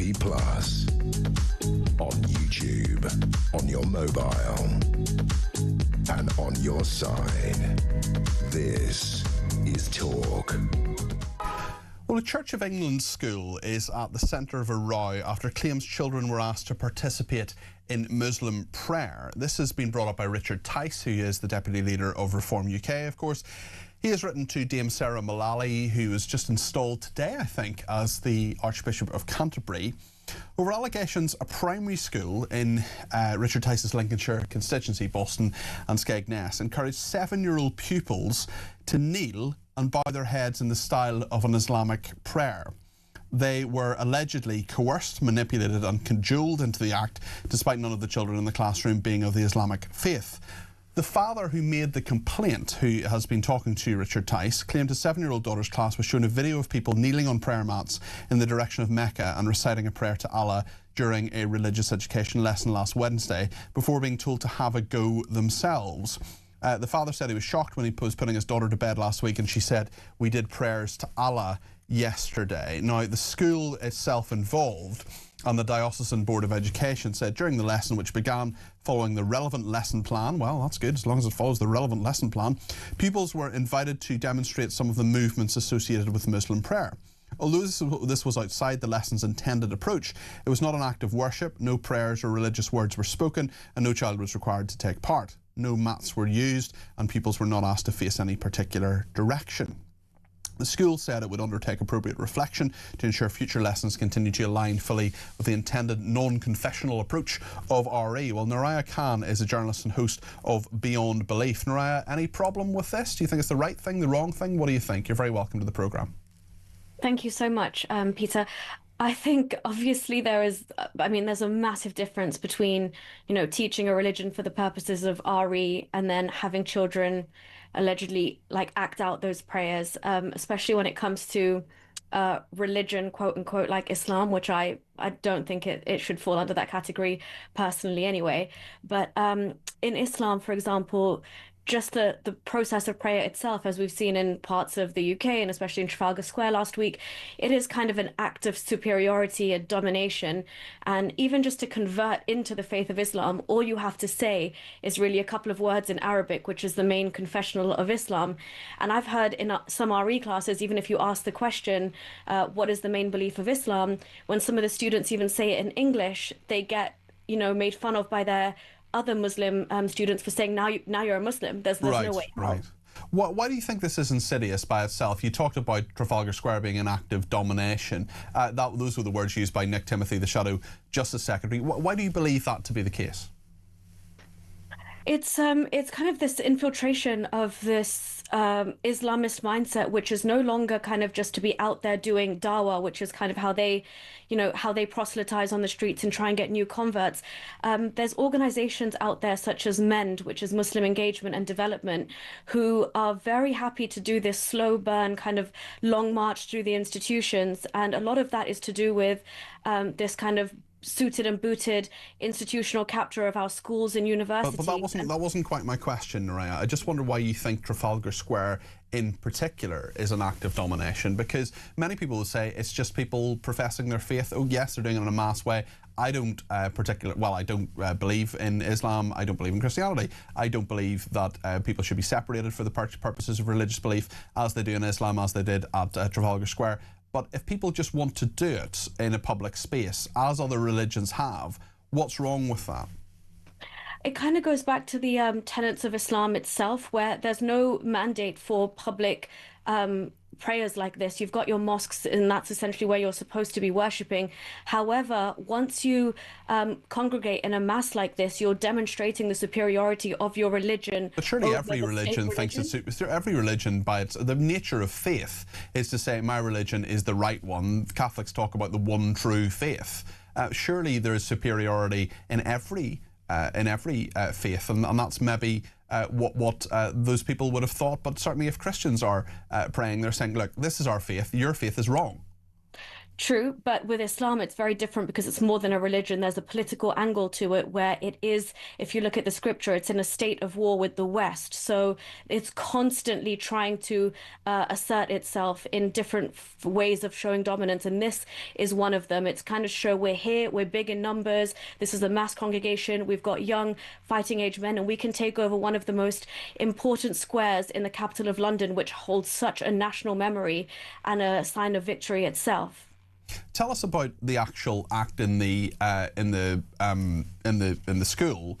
The Diocesan Board of Education says it wasn't an act of worship. No prayers or religious words were spoken. No child was required to take part. No mats were used, and pupils were not asked to face any particular direction. Is there anything wrong with what happened? I mean, I remember in religious education, well, not actually outside of that, in a church group I was part of, I remember learning about other religions. I remember at one stage putting on a Maasai dress. Would probably be done for cultural appropriation these days, or cancelled. But that was something so we could learn about how other people, how other cultures operate. Is there anything necessarily intrinsically wrong with that? No, I sincerely hope that part is all true, kind of what's in the article, and there was nothing, there was not even Arabic words that they were forced to utter, and it was kind of a few gestures here and there, which can seem a lot more benign. I remember when I was in primary school and I was actually wearing the hijab, and I took my faith very seriously at that time. They asked if anybody wanted to demonstrate the Islamic prayer, and I actually volunteered myself, but it would be unconscionable for me to think, or the teachers to have somebody mirror that behind me, especially if they were non-Muslim to begin with. Why did you decide not to practice the Islamic faith anymore? I grew up in the Middle East, so I spent a lot of time in Saudi Arabia and Dubai. And when I understood the real world implications of Sharia law, I was essentially forced to go back to my ex-husband's house. And that was a mandate of Sharia law, which comes directly from the Quran. I looked into the religion when I got back safely to the UK, and genuinely I could not deal with how oppressive it was towards women, its views towards non-believers, the way it treats even gay people, and it's constant, as I'm saying, the fact that it's a totalitarian system, not just a religion. Do you have any faith these days? No, not at the minute. Not at all? Not at the moment, no. And how difficult is it to be someone from your background, having gone through that, and speak out and to say the things that you say? Because I would imagine there'll be a lot. I mean, I've put you under a little bit of pressure, asked you a few hopefully reasonable questions this evening, but I imagine there are a lot of people who are a lot less reasonable when they hear your background and what you say. Yeah, no, your questions were very reasonable. Yeah, it is definitely a struggle in this day and age. I hate to say it, but I have to watch over my shoulders quite a bit. I had to change my location from where I live, effectively had to cut off all the people that are quite conservative and religious because they can't tolerate the things that I say, and genuinely those areas then become unsafe for you.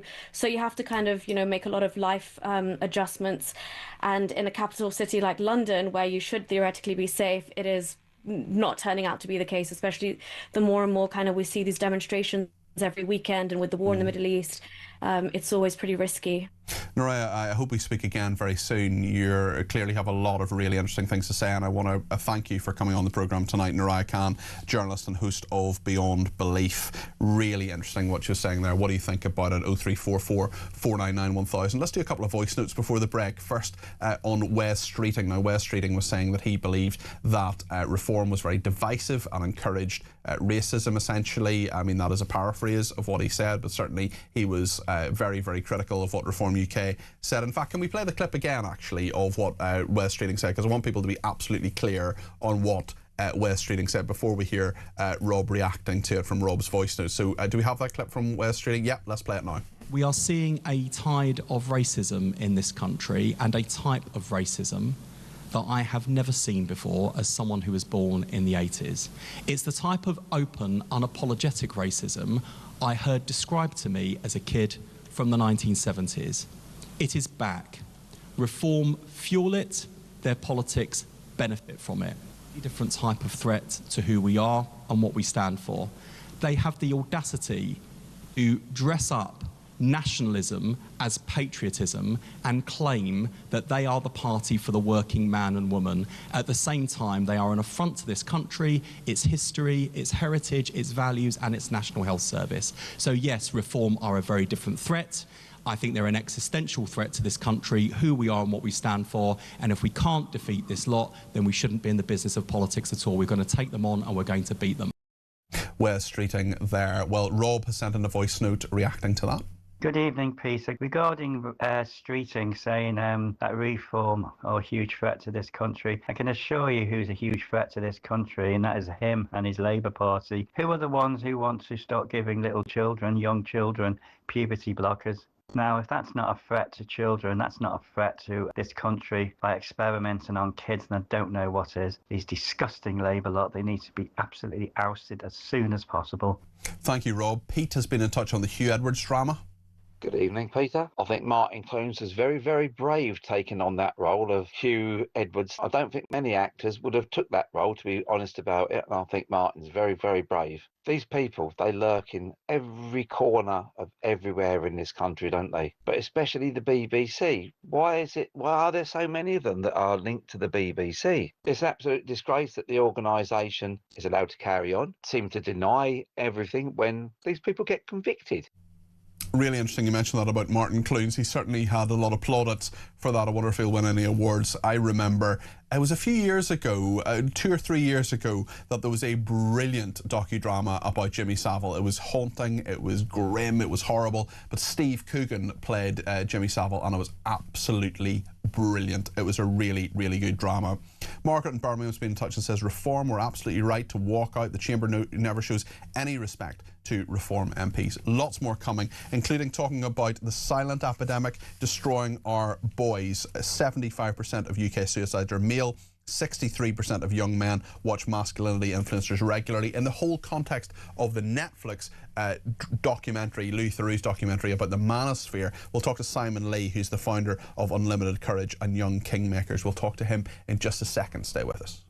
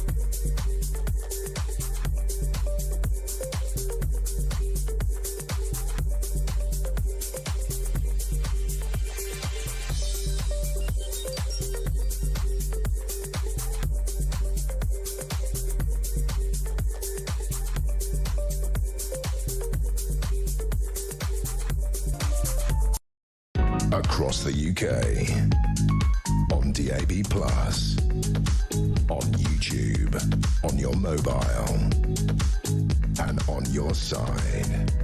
This is Talk.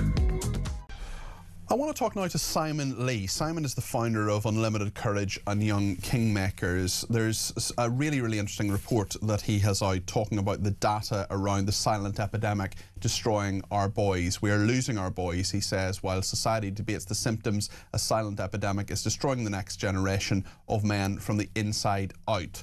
We know, of course, that 75% of UK suicides are men, and it remains the leading cause of death for people aged between 5 and 35 in England, with young men accounting for 3/4 of those tragedies. There's so much around at the moment about the manosphere, about this Huw documentary. Simon, thank you for joining me on the programme. Just tell me why you're speaking out about this. Good evening, Peter. Thank you for having me on.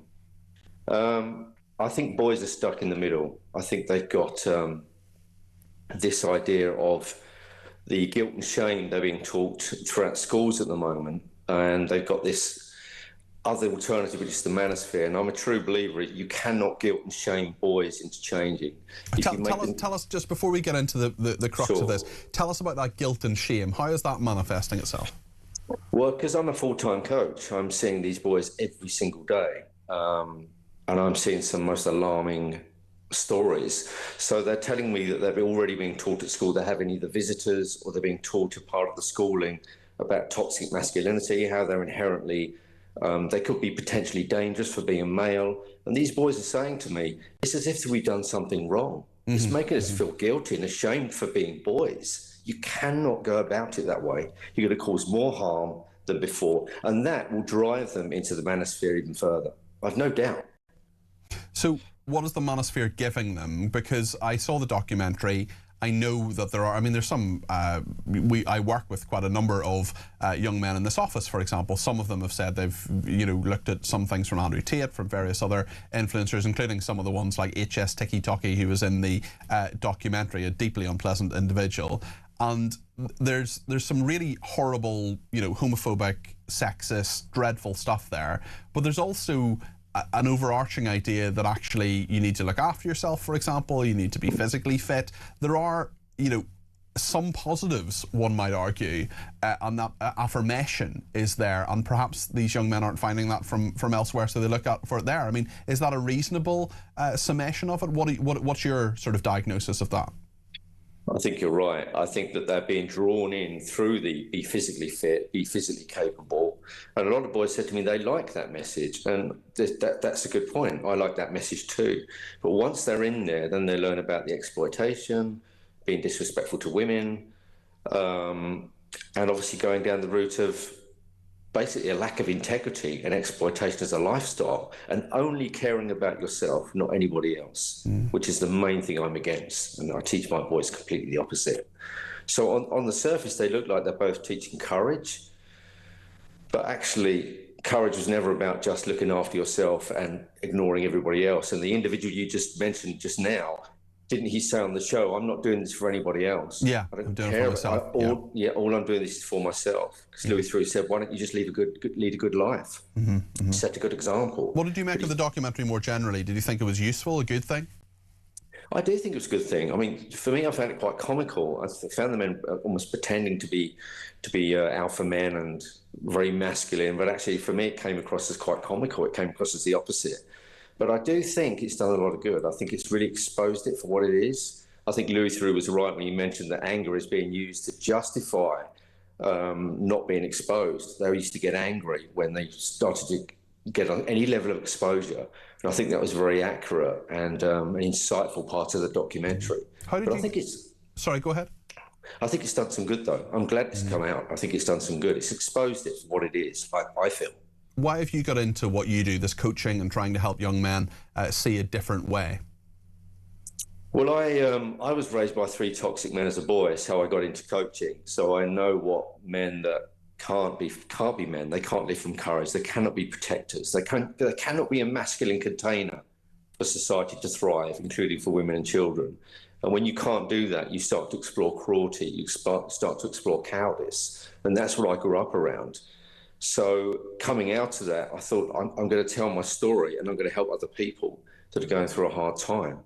So I got into coaching very, very young. Men were attracted to my story. I won a bodybuilding title when I was 20 years old. And the physical look just made me more frightened because I just relied on how I looked. But I got into martial arts, I got into Stoic philosophy. I found some brilliant guys that taught me Bushido, the way of the warrior, and the old philosophies, and it saved my life. It really did. It saved my life. And now I give that back to the young guys that come and see me. What do you teach them? What do you, not just your story, but what do you try to mould them into? I teach them self-discipline. I teach them to be proud of being a man, to be proud of being a boy, and that they have value just for being here, and that to be excited about becoming young men, to become strong, to become a moral pillar of society, to care for other people, to have respect and discipline. And when it's put across in a strong masculine container form, they love it. They all love it. And we've had some great successes. I've seen it all, though. Boys hooked on addictions, hooked on porn, coming out of abusive households. I've seen every part of suffering a boy can go through. And they all respond well to the philosophy. How much of that, let me ask you a mildly controversial question. How much of this is not just a lack of male role models, but a lack of father figures in the family? How much of it is about family breakdown? Hugely, but I think you can have an absent father just emotionally. Some boys do live with their fathers, and they're not there for them. You know, they're just out at work all the time, and they never really connect. So that's another issue of having an absent father. You may have one in the house, but they never speak. There's no connection there. And if they haven't got any connection with any male role model, they're going to go to the manosphere, they're going to go to a gang, and they're going to go somewhere else to get what they need. They just need connection. And if it's not given to them, they're going to find it any way they can through anybody that's giving them some attention. When you talk not just to the young men, but also to their teachers must feel pretty powerless as well, and youth leaders, to actually try to get through to them because they don't have the expertise that you have. I just wonder, I mean, there are many teachers, for example, female teachers or classroom assistants who young men sometimes won't speak to. I mean, I've had callers who've told me about that. Have you come across that? Yes, I have. I have, even in primary schools now. In primary schools? In primary schools. How do you deal with that? How do you get men, young children, boys back from the brink when they're not even speaking to a woman? It's hard. It's a complete philosophy change because they've been around. You know, I have to be honest here. If I'm seeing boys as young as 9 that are already being affected by this. I mean, there are addiction sites for boys addicted to porn as young as 9 now. They're getting into this really early. We tend to talk about teenagers and teenage boys, but it goes earlier than that. Well, that was a fascinating bit of the documentary as well, because there were children coming up to these influencers, getting selfies with them, talking to them, and so on. Yeah, I saw it. And and actually, when you're talking to a 25-year-old or even a 20-year-old, that's kind of too late, actually. They've often moved on from that manosphere kind of stuff. Yeah, it's tough. You've got to get them as early as you can. When the younger they are, so the most common age I'm seeing coming to me at the moment is 14-year-olds. Yeah. That tends to be the age where they're really confused, everything's going wrong, and they're looking for answers. And, I've had, just this week alone, I've had boys of 14 attacking their mothers, hard drugs, drinking alcohol, not going to school. It's a real problem. I mean, I see it every day. So for me, I can see the extent of the issue that we have. But a lot of people still think, is it that bad? It is that bad.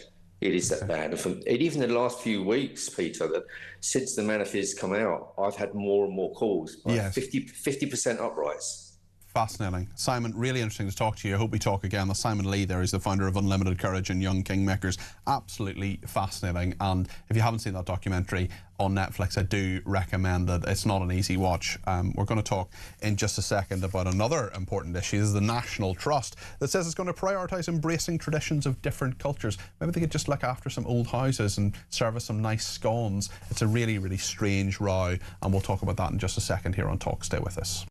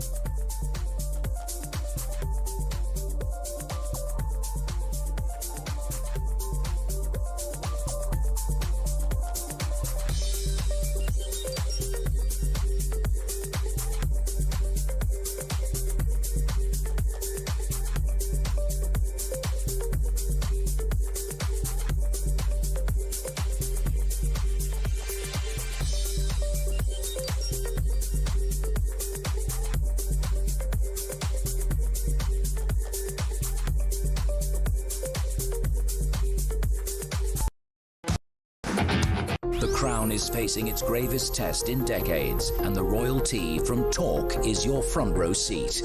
With royal reputations under pressure and probing questions about public trust, we unpack every twist and revelation with the biggest names in the business.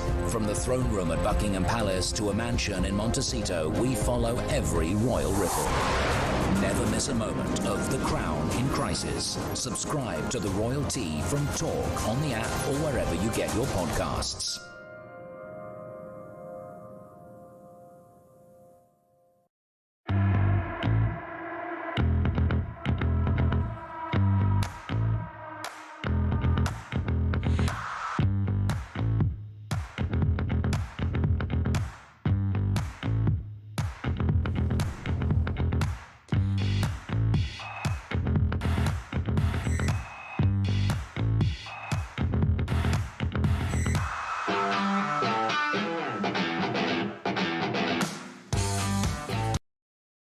Across the UK, on DAB+,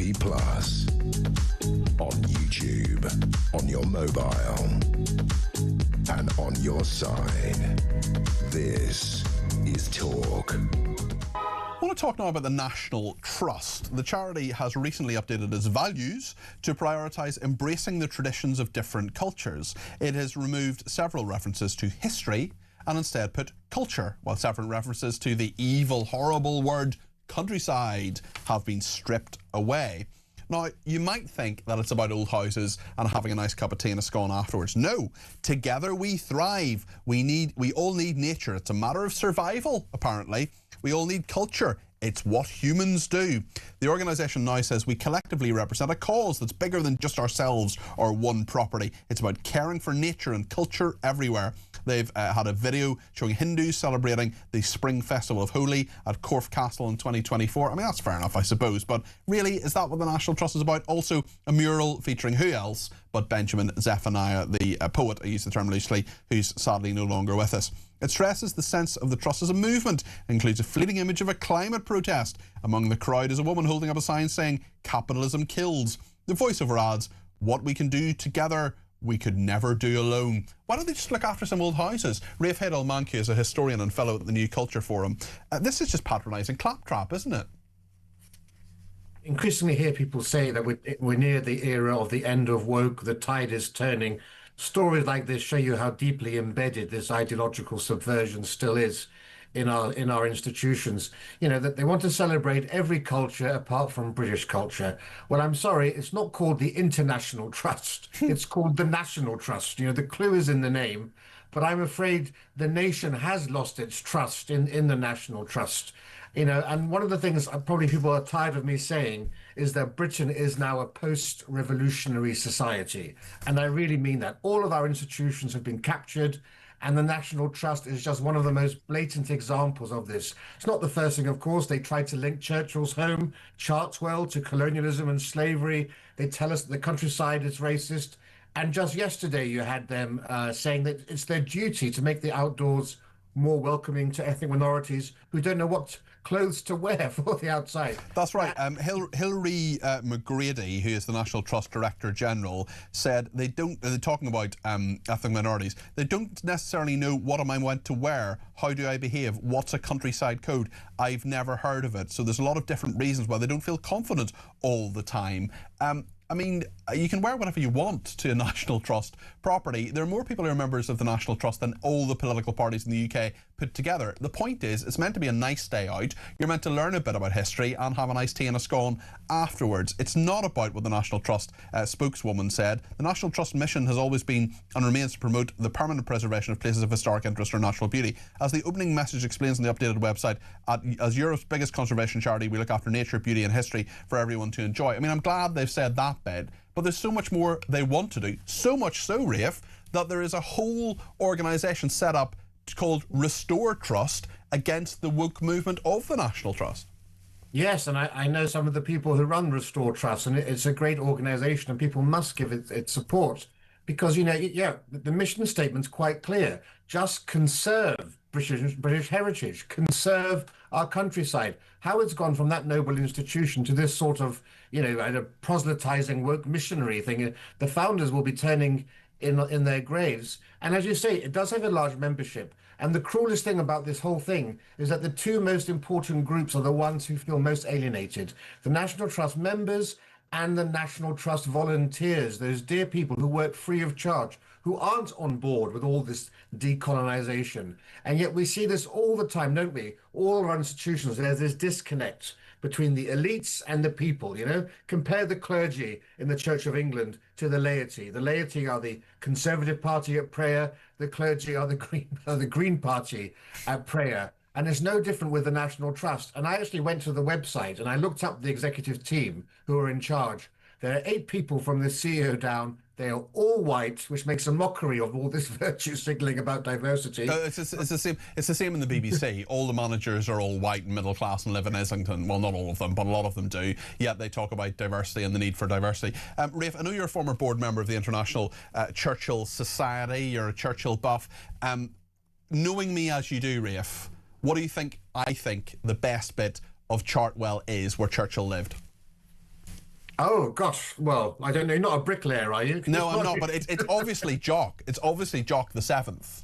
So yes. you know about this, don't you? About the fact that Churchill decreed when he gave it to the National Trust that there was always to be a ginger cat with white paws called Jock there, and Jock the 7th is their lovely rescue cat who sleeps on Churchill's bed. It's a wonderful thing. That's right. He loved his animals. He had Jock and he had Rufus, his poodle, which he loved as well. And he had the koi in the pond that he would feed all the time. It was his idyllic paradise. And it's just a shame, of course, we see every attempt now made to slur him, even by the National Trust. Yeah, absolutely, Rafe. Thank you. Churchill is an entire chapter in a recent book about all the political animals that is out there. I can't remember the author, but certainly there's a whole chapter about Churchill in there, and I thoroughly recommend it.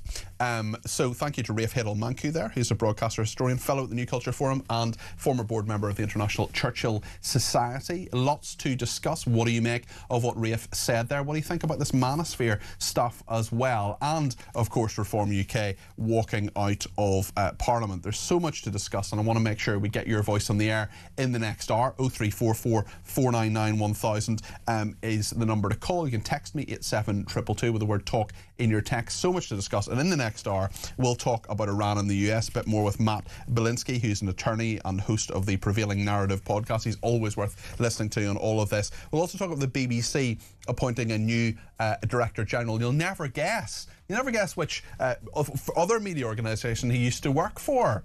It's The Guardian. I'm sure you're absolutely shocked by that. Also, reaction to the Huw Edwards drama. Be sure to get your calls in and let me know what you think about that. 0344 499 1000. So much to discuss in the next hour. Right up to 10 o'clock. We'll take plenty of calls. Stay with us here on Talk.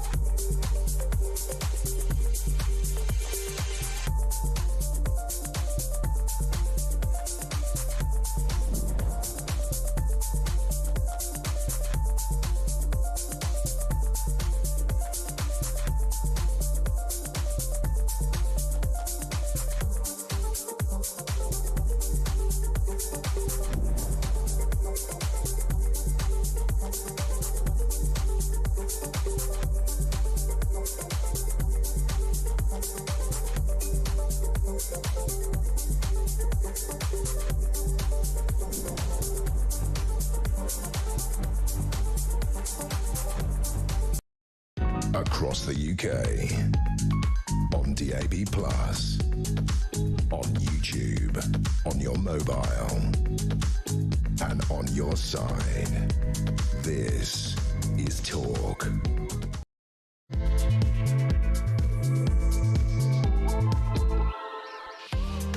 So much to discuss between now and 10 here on Talk. Let's get your voice on the air to talk about what's happening in Iran, to talk about the Huw Edwards docudrama, to talk about the manosphere, the National Trust, going woke. Whatever you want to talk about, you let me know. 0344 499 1000 is the number to call. You can text me at 72222 with the word talk in your text. You can tweet me at talkTV, follow me at Peter Cardwell, send me a voice note. We've had plenty of those this evening. We'll get some more on the air between now and 10. 0344 499 1000 for those. Keep them to less than a minute if you would, so everybody has a chance. You can also send me a WhatsApp text message on that number, or give me a ring on that number. Loads to discuss, loads of ways to discuss it, and plenty of great guests coming up between now and 10, so stay with us here on Talk.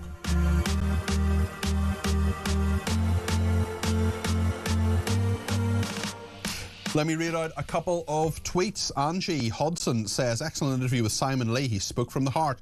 Our young boys and men are being thrown away, lost to a world that is harmful to young girls and women. And I should have said, apologies for not doing so earlier, if you are affected by any of those issues, and if you are hopefully not, but I'm sure there's some people out there who have suicidal thoughts, just know there's a lot of help out there. If you go to talk.tv/helplines, it'll give you some really good information of places you can, people you can talk to if you need to. Maddie says, great interview this evening, speaking about the interview we had about the people in the Church of England school told about the Islamic faith. And speaking to Noria, Maddie says, I hope you've enlightened a few more people as to how the display at Trafalgar Square by Muslims for Iftar was marking their territory and a show of dominance, in Maddie's opinion. If this isn't halted, British people are in great danger. Elle says, Edmund Fitton-Brown, fabulous interview once again tonight with Peter. So much respect for your analysis and thoughts, and pleased to see you on our screens more often. I feel exactly the same way. I'm a complete fangirl of Edmund Fitton-Brown. I love his analysis. I also love the analysis of Matt Belinsky, who we're going to speak to in a second. But first of all, we're going to hear just a couple of clips of what's happened today in regard to the war in Iran. Firstly, Keir Starmer, he's attacking everybody today. He's attacking Reform UK, and he's attacking Kemi Badenoch. This is what he said about her judgment regarding the Iran war at Prime Minister's Questions, 12 o'clock every Wednesday. This is what Keir Starmer said. She wanted to jump into the war without regard to the consequences, and then do a mother of all U-turns, and now she's stranded without a thought-through position. And Mr. Speaker, when she was asked at the weekend whether she approved of the war, she said, that's a difficult one. It certainly is if you've got absolutely no judgment. That's what Keir Starmer said. Kemi Badenoch, of course, hit back, but it was actually Caroline Levitt, who is the press spokeswoman for the White House, who was talking earlier on about what Donald Trump has done. She says that he is ready to hit Iran harder than ever before. She had some very, very bombastic language in the atmosphere of Donald Trump saying the war is won and that negotiations are ongoing with Iran. This is what Caroline Levitt said a bit earlier today. The remaining elements of the Iranian regime have another opportunity to cooperate with President Trump, permanently abandon their nuclear ambitions, and cease actively threatening America and our allies. But the president's preference is always peace. There does not need to be any more death and destruction. But if Iran fails to accept the reality of the current moment, if they fail to understand that they have been defeated militarily and will continue to be, President Trump will ensure they are hit harder than they have ever been hit before. President Trump does not bluff, and he is prepared to unleash hell. Iran should not miscalculate again. Caroline Levitt there. She also talked about Operation Epic Fury, what America is doing, and Israel as well, to Iran, and said that it is meeting its core objectives. She talked about that as well. This is what she said. Our military efforts grow more successful with each passing day, steadily degrading Iran's ability to terrorize merchant ships. For all of these reasons, we are very close to meeting the core objectives of Operation Epic Fury, and this military mission continues unabated. From the outset, President Trump and the Department of War estimated it would take approximately 4 to 6 weeks to achieve this critical mission. 25 days in, the greatest military the world has ever known is ahead of schedule and performing exceptionally. Day by day, the Iranian regime is being crippled, and their ability to threaten the United States and our allies is being significantly weakened. Their ambitions of building a nuclear weapon have also been crushed to an even greater degree than they were in Operation Midnight Hammer in June 2025. Karoline Leavitt speaking in the White House a little bit earlier on. Let's go to Matt Belinsky now, an attorney and host of the Prevailing Narrative podcast. Always good to talk to you, Matt. Great to have you back on the show. Trump says he's going to unleash hell if Iran refuses the peace deal. Really, it's very interesting, everything that's going on at the moment here, because he's talking about the potential of a peace deal, but the Iranians are actually denying they're even speaking to him. What do you make of this? Yeah, it's an unorthodox set of circumstances and an unorthodox negotiating approach. However, it's one that about 10 years into the Donald Trump political experiment, we shouldn't necessarily be, is not necessarily new to Donald Trump. We've seen it in a non-military manner in his trade negotiations with China, in which he will kind of simultaneously say, speak very aggressively and very threateningly, but then also kind of twin track and parallel track actual negotiations. And it's a way that very few people negotiate, but for all Donald Trump's faults, and even those of his critics and those who are not particularly big fans of his, they can acknowledge that it has, in certain circumstances, been very successful. Obviously, the stakes are much higher here with the Iran military operation, but the idea that while threatening significant military harm and continued escalating force against the Iranians, we can simultaneously be reaching out to them, or at least engaging in some sort of communications. That's not an unrealistic set of circumstances. And the Iranians similarly are almost trying to mirror Trump in talking very tough, in one regard, but then simultaneously, while they say they're not ready to negotiate, they are in touch. They do have certain of the chain of command in Iran with how many of their military and political leaders have been killed now. And this, Matt, is not necessarily a new approach. I mean, there are often cases where there are countries at war that have negotiation nonetheless, but how public it is, how it's being communicated, the fact that Trump is saying things like the war is over, which Karoline Leavitt interestingly didn't quite say in what she's saying today. She didn't contradict him, but she didn't say the war is over. I mean, these things are perhaps happening, but it's sort of the truth according to Donald Trump, isn't it? Well, on the one hand, yes, but on the other hand, once again, being so deep into the Donald Trump experience as a politician and a statesperson, we should be used to this by now, that he speaks very much in bluster and sometimes using catchphrases and euphemisms, and that not everything is intended to be taken necessarily literally, and that if he makes a dozen comments about the current status of the Iranian military operation, the war, and the negotiations, and also happens to say, and it's basically done, or something to that effect. Isolating that one comment and trying to interpreting it literally, and then holding him to task of whether or not his subsequent actions do align with that statement, that's what drives, that's something that has led a lot of people astray. I don't think that's how to effectively or appropriately interpret his commentary. Yeah, very, very interesting. I mean, what is the American public's attitude to this? What is their idea around it, and what is their tolerance, especially when, look, we've had a lowering of the oil price because of what Donald Trump said? Are we in a situation where there is patience for this war, or does he want it to end perhaps sooner than people thought? I mean, there have been people speculating, as they always do, saying this is going to go on for years or months or whatever, but the way Donald Trump is speaking, he seems to have a much shorter time frame in mind. Yeah, I'd say that people have a lot more tolerance for just the isolated war than they do for the higher gas prices, because those are items that are kind of polled separately by a lot of the American pollsters. And even I'd say the military operation is probably even more popular. It gathers more support than we might have even anticipated now going into a few weeks, and understanding that this is longer than the last operation last summer. However, twin tracking once again, one of the reasons that Donald Trump was elected, because Joe Biden, the prior administration, did a terrible job in keeping consumer prices low.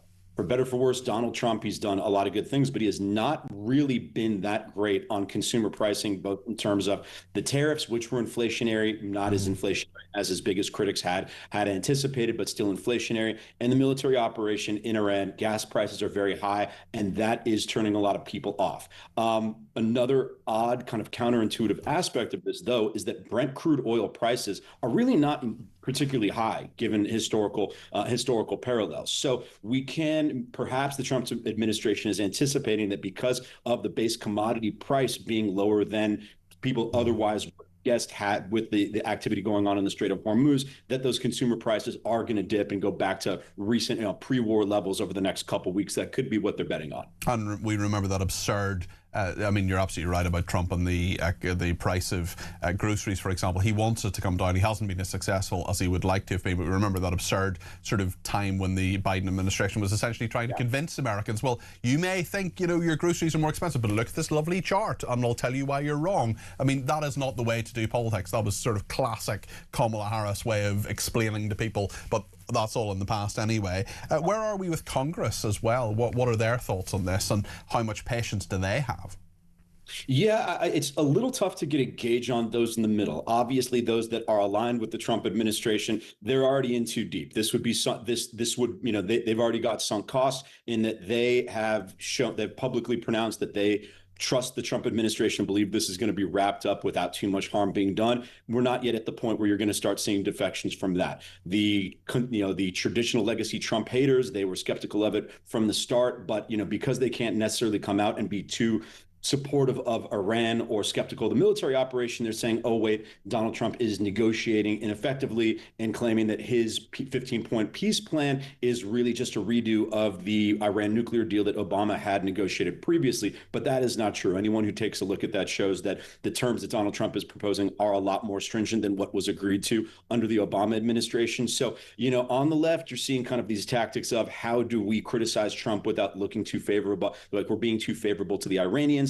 Most of the more Trumpian Republicans, they're still all in. And, you know, some of the people in more swing districts who aren't necessarily as easily siloed into one side or the other, they, I think, are trying to be, at least for the next week or two, a little bit more quiet and see how things play out. How much do you think Donald Trump really cares about regime change in Iran? I don't think it's an absolute necessary objective of his, but I do think it's a priority. And this is once again where a lot of those both on the left and the right, criticizing Trump, the war in the first place, a lot of those who support Trump said, well, he was the anti-war president. He promised no new wars. That was not necessarily true. Donald Trump has shown his perspective is that Iran is a hostile nation and that the nuclear deal needed to be dismantled. This has been one of his top foreign policy points since his 2016 campaign. And I think that Iran and wanting to at least defang their military capabilities and kind of show them who's boss, I think that's been a priority for him since day one. However, he would be willing to wrap up this military operation without an express regime change, but weakening the regime enough that either one, they can be more malleable, or two, will be susceptible to internal revolution. Matt, always good to talk to you. Thank you, Matt Belinsky there, who is an attorney and also host of the Prevailing Narrative podcast. Thank you to Brian, who says, I don't blame the Reform MPs walking out of the Commons, but you only have to hear the barracking that Nigel gets, especially from the MPs behind him, with no interference from the Speaker. It is a disgrace. Ashton says, evening, Peter, regarding the McSweeny phone theft, in inverted commas, Ashton puts them in, wouldn't the government have some sort of centralised tracking system for all the government mobiles? Yeah, it would, actually, and I think that you're right, Ashton. They will, in theory, if they want to, they can really track that mobile down. What they're far more likely to do is just wipe it as well.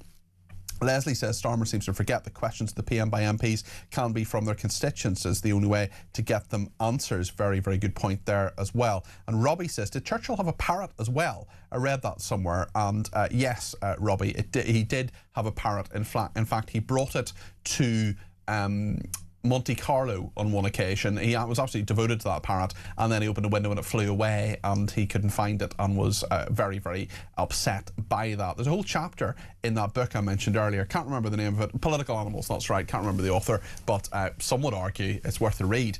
Anyway, we'll talk more about that. We'll talk more about Reform UK as well, walking out of Parliament. Stay with us and we will talk about that in just a second.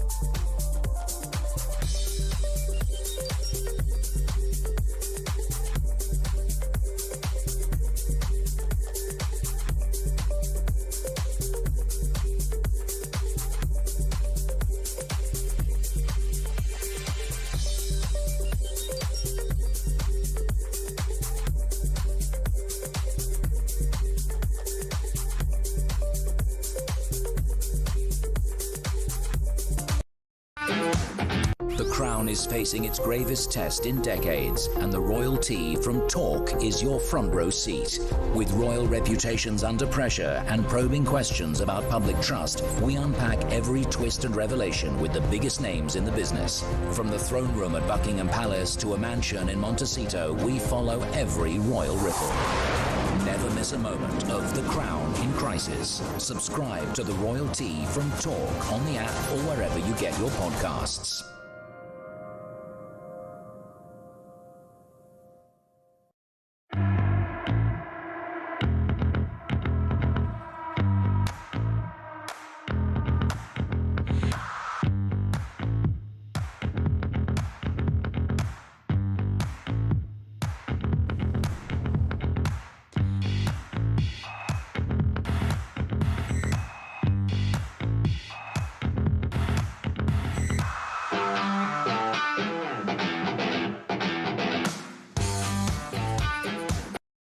Across the UK, on DAB+, on YouTube, on your mobile, and on your side. This is Talk.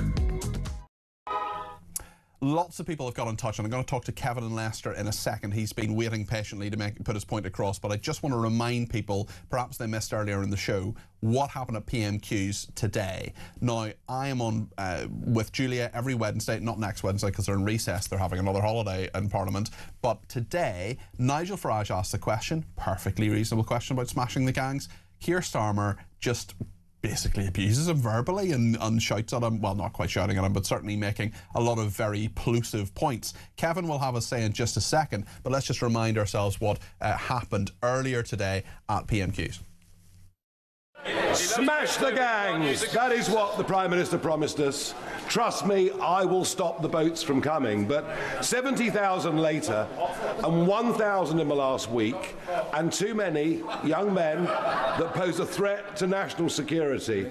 Is it not time to admit Smash the Gangs has been a total abject failure, along, frankly, with most of his other policies? But isn't it now time, he told us, as summer approaches, what is Plan B? Well, Mr. Speaker, this is from the man and the party that voted against giving law enforcement counter-terrorism style powers to tackle it. So he wants the grievance, he doesn't want it sorted. And he has absolutely no judgment. He again said, let's join the war, let's all go to war. I want to make it perfectly clear he wants the war. A week later, screeching U-turn, we don't want to go to war. And he says, trust his judgment. Mr. Speaker, it's hard to take anything he says seriously. He promised lower tax, and now reform councils are hiking council tax by 9%. In Worcestershire, this is what he said about Worcestershire. He said, we took control of a virtually bankrupt council. I wish we hadn't bothered. He asked for people's votes, and then he abandons them. Reform don't want to solve problems, they only want to exploit them. I am thankful for the opportunity to change this country for the better. He says he wishes he hadn't bothered winning councils, because they're an absolute disgrace. Kevin in Leicester has been waiting patiently to make his point. Kevin, you're very welcome to the programme. Sorry to keep you waiting. What would you like to say about this? Oh, I tell you, good evening, Peter. Good nice evening. To speak to you again. I calmed down as well. I was quite irate when I spoke to the researcher.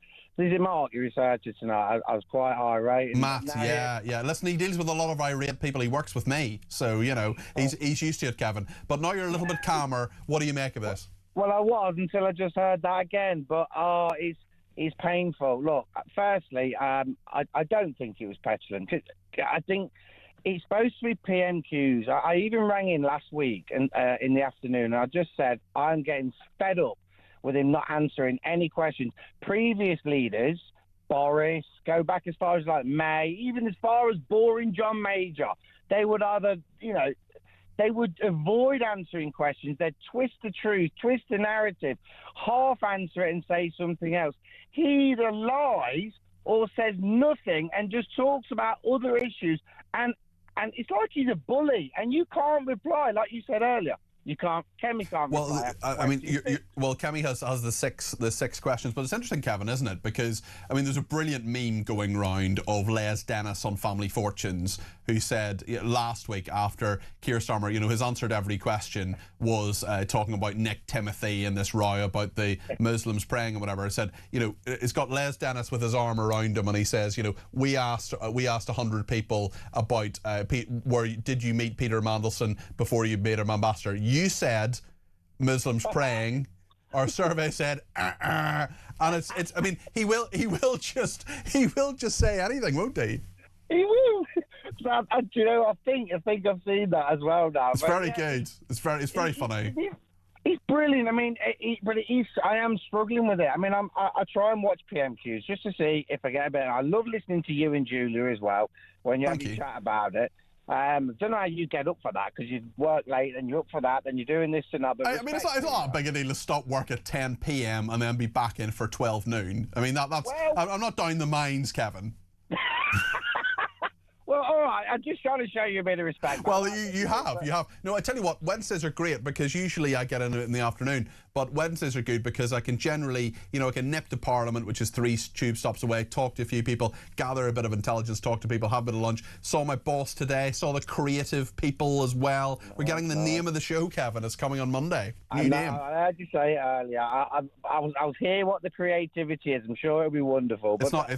Let me let you into a secret. It was actually one of the names suggested by the people texting and tweeting in for. So it's a listener suggestion, which should be, and of your suggestion should be very good.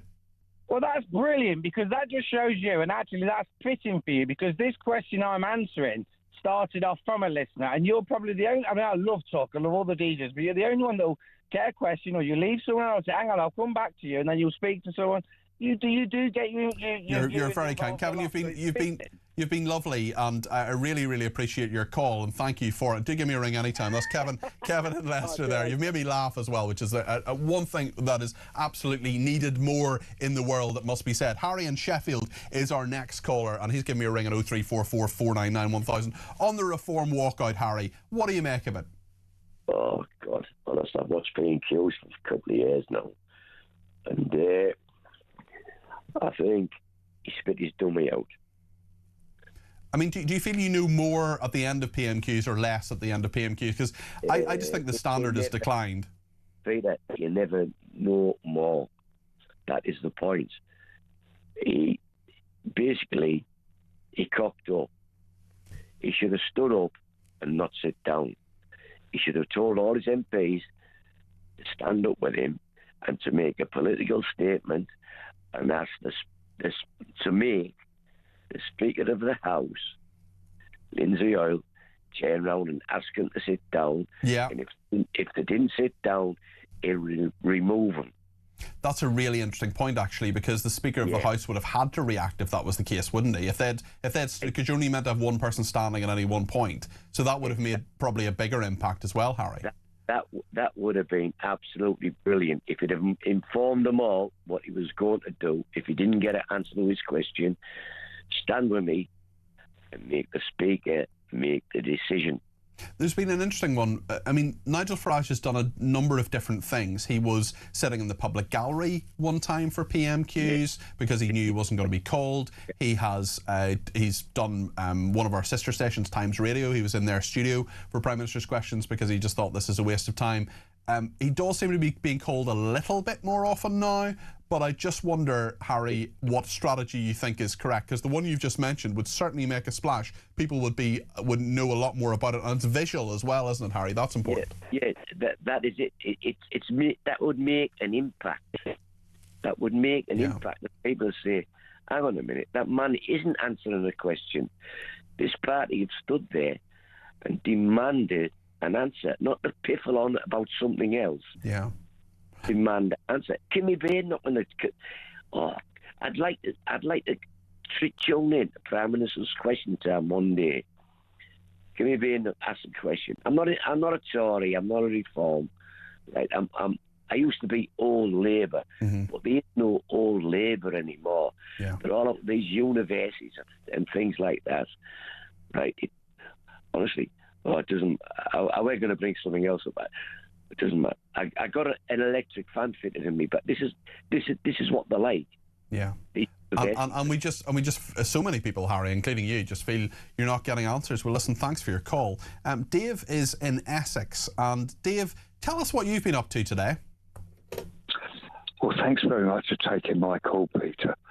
I'd like to share my details with you very briefly. I sat down and I literally couldn't get up again, and it felt like someone had come along and pulled all my batteries out. When was this, Dave? In the last few days? No, this happened sort of like a few weeks ago, really. Okay. I'm sorry to hear that. So I kind of lived with it. I thought, what's going on? Maybe I need to eat a little bit more liver and bacon. Anyway, we contacted the GP. She said, and she saw me immediately. When I got there, she looked at me. She said, "You know what? I'm going to refer you immediately to Queen's Hospital in Romford." She said, "Because you look like you're pretty ill." So when I got to Queen's, the doctors had a look at me, and they couldn't really they couldn't really tell what was going on. They said, "There's something going on, but we don't quite know what it is." Mm-hmm. So they gave me an MMR scan, and what they found was a deep aneurysm in my groin. Oh, that's very serious. I know, and it was bleeding into my aorta. Oh, goodness. I know, and it was literally blowing me up. I was in absolute agony. I'm really sorry to hear that, Dave. Did they operate, or what happened? Well, they put a team around me immediately, and they said, "You know what, we've got to operate you immediately because you're living with a ticking time bomb." Well, and did you get in quickly? Were you operated on quickly? I was admitted immediately. It was quite surprising, actually, because you hear all these stories. Anyway, they said, because you've got a weak heart, because you're a bloody chronic smoker, unfortunately, we're not going to be able to give you a general anaesthetic. We're going to have to give you a local anaesthetic, and unfortunately, you're going to have to be there while we do this procedure. Oh my goodness, that would fill me with horror. I'm very squeamish. What happened then, Dave? Well, as I say, they put a team of doctors around me, and I went into theatre. And it was absolutely horrific. It was like being captured by aliens and prodded and. It must be really weird to be awake. Oh, it was terrible, Peter. I mean, you weren't in pain with what they were doing because there was a local anaesthetic. Yeah. It wasn't the pain, Peter. It was the imagination of what they was actually doing. It was keyhole surgery. Right. And how long was the surgery? Yeah, keyhole surgery. Anyway, they found me as an aneurysm, and they managed to sew it up. And I was basically. I mean, these guys saved my life. They literally saved my life. And so, my point, Peter, is this. I mean, apart from the bureaucracy that we can all complain about, and we're not being seen. When the rubber actually hits the road, Peter, we have got the finest doctors in the world. And I'd just like to say, all these naysayers that keep saying about the NHS and everything else, I know I'm biased, but the NHS, as it stands, is the jewel in the crown of this country, Peter. I am so glad, Dave. I'm so glad they saw you quickly. I'm so glad you got that sorted really quickly. What we have is just looking up the statistics here, and only 26% of people agree with you and say they're satisfied with the NHS. And my point, I suppose, I'm delighted that happened for you. I really am. The fact is, what is often the way in the NHS, and I've had this myself, it wasn't as ill as you, but there was a point in my life, I had salmonella, I was losing weight hand over fist, it was horrific, I was in hospital for 9 days, it was the worst thing that's ever happened to me. It's like 1% of what just happened to you, Dave, but it was really bad for me. I mean, the nurse looked at me and said, I'm not trying to compete with you in any way, Dave, but the nurse looked at me and said, "You're really ill." And when the nurse says that to you, you're in serious deficit. This was years ago. But the point is, when I needed to be seen, and when you needed to be seen, when you needed to happen that quickly, that happened. The problem is, it's Emma Wolf's mum's elbow. It's the person who needs the hip replacement who's waiting 2 years or whatever. You were seen really quickly, and I'm delighted that service was there and you were quite rightly seen quickly. But can you understand the frustration of people who don't receive the service you did, Dave? Yes, I can. And I think sometimes we're in a situation where everyone's right and everyone's wrong. But I just like to say, you know, when the actual rubber hits the road, when you really need an emergency service, they're there for you. And, you know, and can I just add something, Peter? Go ahead. I find your programme, while I'm laying in bed now recovering, I find your programme and your delivery so calm and so concise. I'd like to thank you because you've been part of my, you know, I've been laying here listening to talk radio and, you know, I find your programme so, I don't know, soothing. I don't know. Well, you know, I'm glad we've helped in some way. It's a team effort, Dave. There's a lot of good people behind the scenes as well. But I really, really appreciate those words, and I wish you well in your recovery, Dave, as well. I hope you're feeling 100% very soon. One final thing. Of course you can. Go ahead. I'd like to wish our king a speedy recovery. Yeah. I think we all would, Dave. Absolutely. Thank you, Dave, and I hope you're back to 100% fitness and health very, very soon indeed. What a lovely call from Dave. What an interesting call from Dave. And whatever your experience of the NHS, please do let me know your thoughts, whether you agree with Dave. I mean, we're all delighted, I'm sure, that Dave got that brilliant treatment and is on the road to recovery, which is fantastic. The problem is, I suppose, it is Emma Wolf's mum's elbow. It is the person who needs a hip replacement, knee replacement, those kind of things that are put on the back burner and then they're moved. And Dave was seen quickly, and that's great. And I'm delighted that happened. And I wouldn't want anything to change about that. I wouldn't want that not to be the case when someone really needs the NHS. Not that the people who have, you know, elbow replacements, knee, hip, and all the rest of it aren't in need of the NHS, but of course it's not necessarily life-threatening, but it can really, really affect your quality of life as well. We'll talk to the political commentator Matthew Hulbert in just a second about the BBC's new Director General. In a shock move, he's worked for The Guardian, the Huw Edwards drama as well, and also the fact that the Girl Guides have banned trans children from there. We'll talk about that in a second. If you have any thoughts on anything you've heard this evening or anything you're about to hear on reform, on the NHS, whatever it is you want to talk about, 0344 499 1000. I'll talk to Matthew and then I'll take calls right up to 10 o'clock in Petrie Hoskin. Stay with us.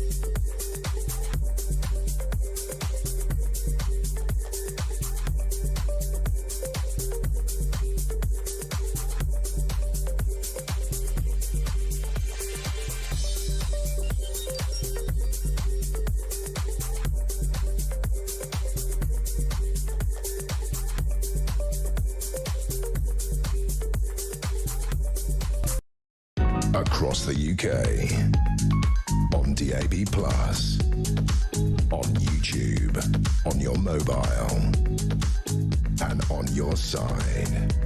This is Talk. Lots to talk about in regard to the BBC and indeed Huw Edwards, of course, the star of BBC News events, broke the news of the death of the Queen, and there's been this big docudrama on Channel 5. Let's have a little bit of a look at this about the disgraced former presenter convicted of paedophilia. This is what Channel 5 broadcast last night. 60 seconds, Huw. All right, remember everyone, nation shall speak peace unto nation, and if you could make me look good as well, then so much the better. What are you doing? I want to watch the news. Why? It's a load of So why do you watch it then? Because I'm smart enough to know it is a load of Let him watch the flipping news. Get brainwashed. Oh, you like that Huw Edwards anyway? Oh, yeah, he's lush, he is. Yeah, he's alright. Seems like a solid one. There's an agent called Barry Tomes who spoke to Kevin O'Sullivan earlier on Drive, and Barry is representing Huw Edwards. Kevin took him to task, and this is what happened. Well, don't forget, it's not, but let's get that straight. One thing, Barry, it's not a documentary, it's a drama. No, that's a drama. I do apologise. I'm very sorry. I keep saying documentary. Yeah. It's a factual drama, in which case it should be factual.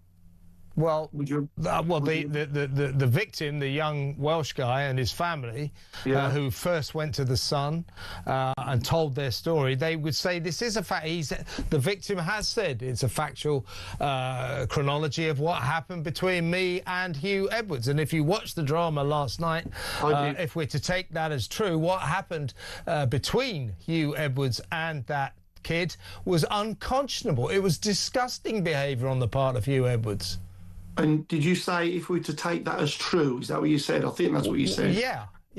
And you are right. I don't know the truth because I wasn't there. What I've done is, and I think it's a reasonable thing to do, I'm more than good to put my head above the parapet. This isn't a, disguise. I'm letting people know I am what I do. I think there's a pattern that happens here, and I don't know why his employers didn't see it, why didn't people around him. If we can educate people, and if we can stop the next Huw Edwards or the next whoever, then I may have done something good here, and I don't want any money for it. I'm doing something good by promoting and representing Huw Edwards. Interesting logic there. Matthew Hulbert is the commentator who joins us from time to time, including on the debate desk. Matthew, did you watch this drama? I didn't, and I'm not sorry that I didn't, because, I mean, I think my view is, I've just been thinking about it whilst you were playing that clip, I think my view is that these were very, very recent events, and I'm just not entirely sure how comfortable I am with a drama being made about it. Do you think a drama should be made at any stage, or is it right not to? I mean, we deal with docudramas, dramas deal with all sorts of incredibly difficult and controversial topics all the time. Yeah, we absolutely do. But I mean, as always with these types of situations, Peter, my thoughts are with the victims of this man. And I just wonder what their thoughts are, that, what they went through. The victim cooperated with the filmmakers, and they did it with his consent and with his cooperation. They're not claiming every single thing is exactly how everything happened. It is a drama, and there will be some artistic license there, certainly. They've done some scenes, for example, in the Sun newsroom, and were it not for the Sun's fantastic journalism, none of this would actually have come out. I'm going to watch it, I must say. I haven't watched it so far because I've been busy since it's been on air.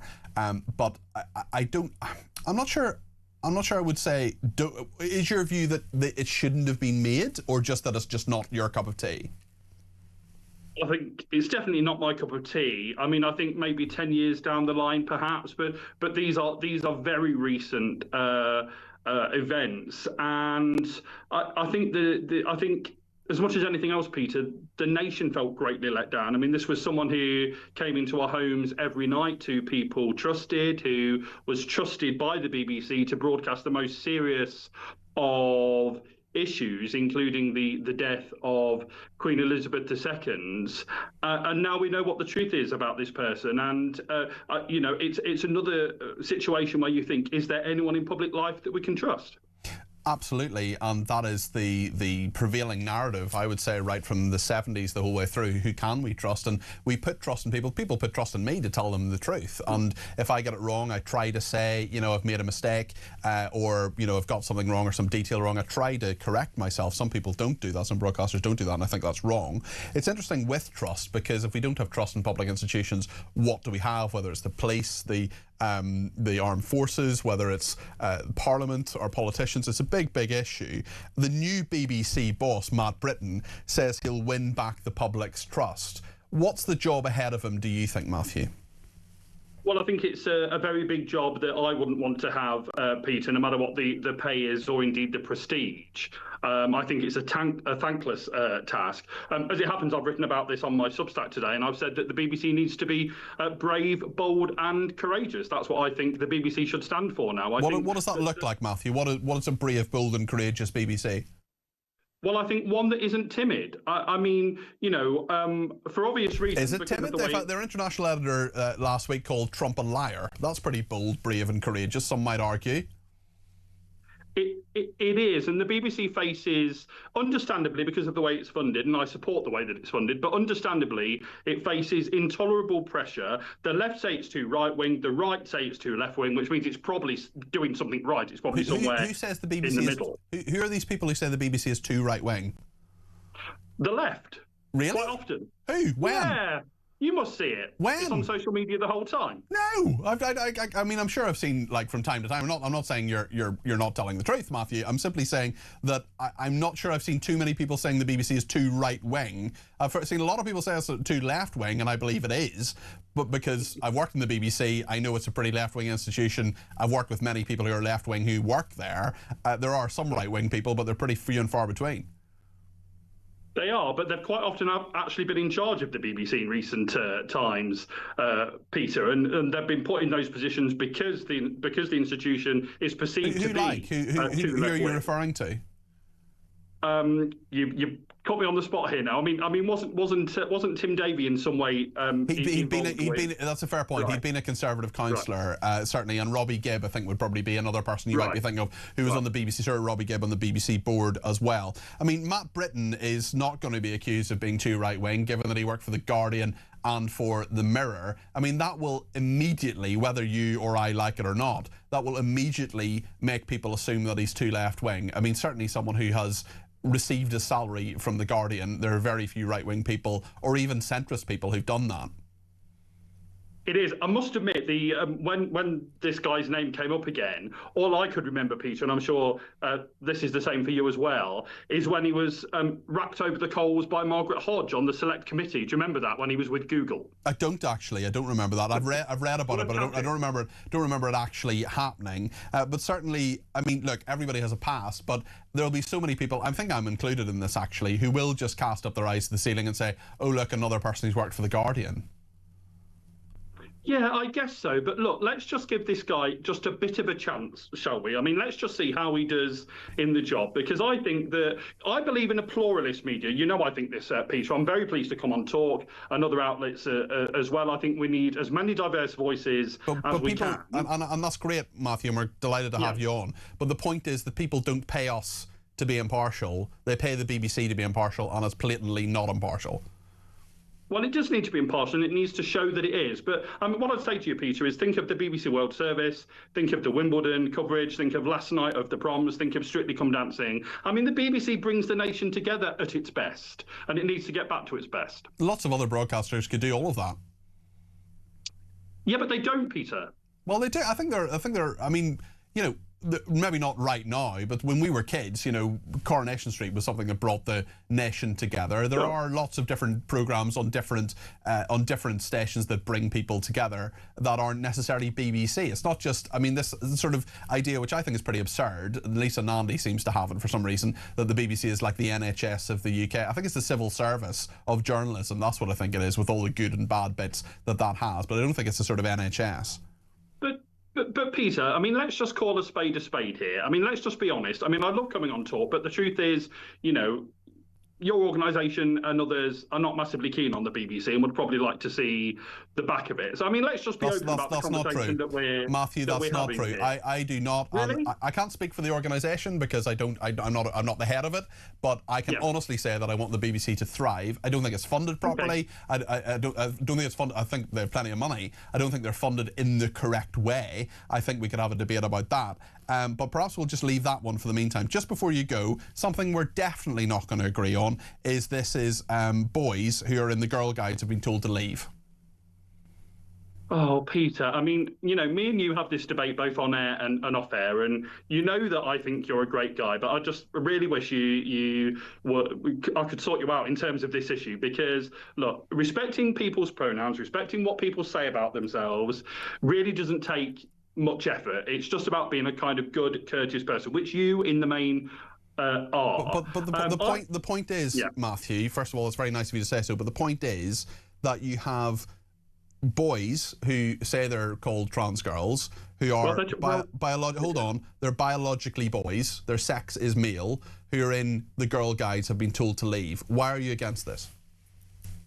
Well, first of all, I think it's, deeply inappropriate that children are being dragged into what is, in effect, an attempt at a culture war by certain outlets. And I think ultimately, whatever these children say they are children, and I don't think they should be dragged into something that, is really nothing to do with them. These are children that just go along to, have a nice time with their friends. But the point is that the organisation, the point is that the organisation is called the Girl Guides. Yeah, the clue's in the name. It's for girls. And these are children, Peter, who believe in their, we've had this out so many times, I'm happy to have it out again. These are children who believe in their hearts and in their minds that they were born into the wrong body. They believe themselves to be girls. And I have every sympathy with people who are, and I think that it must be dreadful. And I know there are a lot of people I know who have all sorts of gender identities and sexualities and all the rest of it. And they know what it's like to grow up somewhere where you're told you are different and therefore that is wrong. I don't want to make any trans person's life more difficult. I think by its very nature it's difficult. We're debating it now. I don't want to, it's 10 to 10 at night. I don't think there are going to be too many members of the Girl Guides who are listening to this programme right now or watching it. But if there are, I want to say to them, I'm not judging you, I'm not saying you're a bad person, I'm not saying that you can't have fun with your friends, but the point is the Girl Guides is for girls, it is for biological girls. They've now been told to leave. The Supreme Court has ruled on associated matters on this. Women are women and men are men. And the point is that if you have a young person's organisation that is for all young people, that's fine. But if you have something where the clue's in the title, the Boys Brigade, which I was part of as a kid, the Girl Guides, for example, you've got to have people who are biologically those sexes, do you not? Well, just to say that I was in the Church Lads and Church Girls Brigade for 13 years, Peter, which obviously had both genders. Look, what were you in? Church Lads and Church Girls Brigade. But the point is that it's both together, isn't it? Yeah. Yeah, but when I was a kid, it was Boys Brigade were boys, Girls Brigade were girls. We never the twain shall meet. We used to slag off their marching. And I'm sure you were very well behaved, Peter. I'm slightly surprised that you weren't a Boy Scout, to be honest with you. I wasn't a Boy Scout. I would have quite liked to be a Boy Scout. I think I would have been a better Boy Scout than I would have been in the Boys Brigade. But I think we're slightly off topic here, Matthew, nonetheless. Girl Guide members can range in age from 4 to 18. They're currently about 300,000 members. And it's very interesting. They said that they've been engaging with charities and other organisations to help deal with the effect of the Supreme Court decision. It comes back to that, doesn't it? Look, all I ask, when I come on and as I do regularly and defend trans people, the reason that I'm doing it is because, I've worked a lot with them when I was chair of an LGBT plus charity here in Leicestershire. And these are people that are just wanting to get through the day without discrimination. And I want them to do that too. I don't want to discriminate against them at all. But if you go away, for example, as Girl Guides often do, as these youth organisations often do, you're sharing facilities, you're in dorms, for example, you're sharing bathroom facilities and so on. The fact is that if you're not biologically the same as someone else, that can cause a problem. Well, I guess it can, but then I think society needs, in a grown-up and sensible and calm and civilised way, needs to work out a way of enabling this very small minority of people who believe themselves to be trans, and I agree with them that they are, to enable to partake in society in a way that isn't discriminatory. Society I don't disagree with a single word of that, but the point is, if you go, let's imagine, you go to the gym or something like that, and there is someone there who is biologically female, would you be happy for that person to be in the changing room with you? Well, what are you expecting them to do, Peter? I'm expecting them to go to the women's changing room. Because they're biologically a woman. Well, whichever changing room they go to, what are you expecting them to do beyond get changed? It's the inference that I don't like, that something bad is going to happen. That's what I don't like. But the point is that, I think what you're missing in this, just as a final point, because I do need to move on, but as a final point, if you are, I think it's less for men, but for women who, I'm not saying every man is a rapist, I'm not saying every trans man is someone who's going to be, attacking women or whatever, but the fact is that there's the potential for that to happen. And if you are naked in a in a changing room, it's a pretty vulnerable position to be in, actually. And many people will simply say, I want people of my own sex there, and people who are not of my sex not to be there. I think that's pretty reasonable. Well, I'd say that the biggest threat to women, and by that I mean all women, including trans women, is men. Yeah, I mean, that's the point. Yeah, same thing. But they're a threat to trans women as well. In fact, perhaps even more so. Yeah, but you're not engaging with the point, Matthew. But listen, thank you for speaking to us this evening. Thank you. That's Matthew Hilbert, the commentator. Got to go to a break now, and then we'll take calls from William and Paul, and then we will speak to Petri Hoskin. Lots to discuss here on Talk. Stay with us.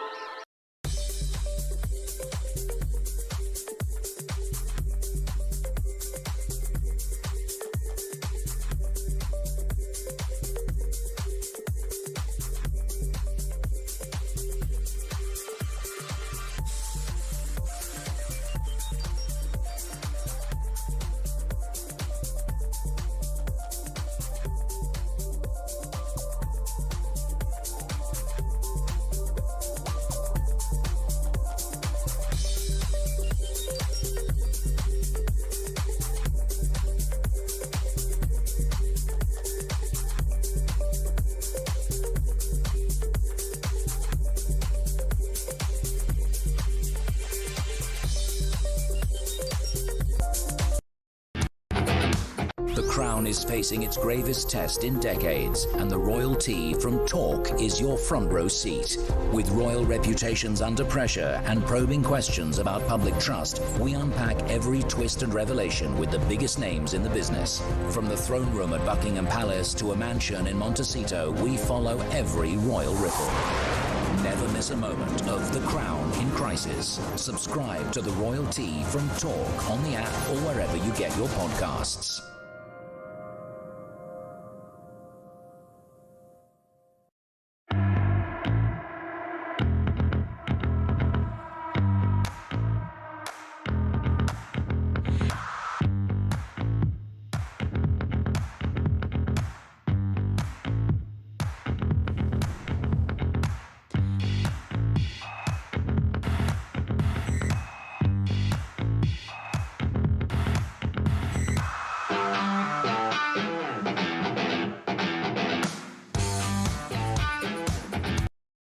Across the UK, on DAB+, on YouTube, on your mobile, and on your side. This is Talk. William's in Lisburn and has given me a call. William, you're very welcome to the programme. What would you like to say? How are you, Peter? Very well. Mad as you are, you let me on again. You're very welcome. No, I'm looking, maybe it's because where we're from, we look at things in a different way, but considering the fact, I'm going back to this Iran war, considering the fact that Mr. Trump has such a high opinion of Mr. Starmer and the Labour Party over here, I think he's running the thing like a business. For a start, he announces that he's going to blitz Iran's power infrastructure. Mm-hmm. There's chaos, all sorts of threats on oil. All of a sudden, this was highlighted by Robert Peston and Tom Bradby. Yes. All of a sudden, there was all these oil trades done in America. You can look all this up. Yes. A couple of individuals made $60 million. Trump's son made another $35 million. And the next day... Well, I just want to keep us both out of court, and Baron Trump, I'm sure, would deny any wrongdoing. But the wider point is a good one, William, in that... certainly he said he would bomb Iran in 5 days. I mean, given that what he's doing at the moment, talking about the talk, saying the war is basically done, what do you make of that? I apologise for the Don't worry at all. Don't worry at all, William. It's all good. But my point is that there are people, certain people, have made millions from this. Yeah. And all of a sudden, there's a ceasefire. It's on. It's off. It's on. It's off. You would raise an eyebrow of suspicion. There is a big picture going on here. Trump doesn't have much time for this country. He just sees it as a welfare state.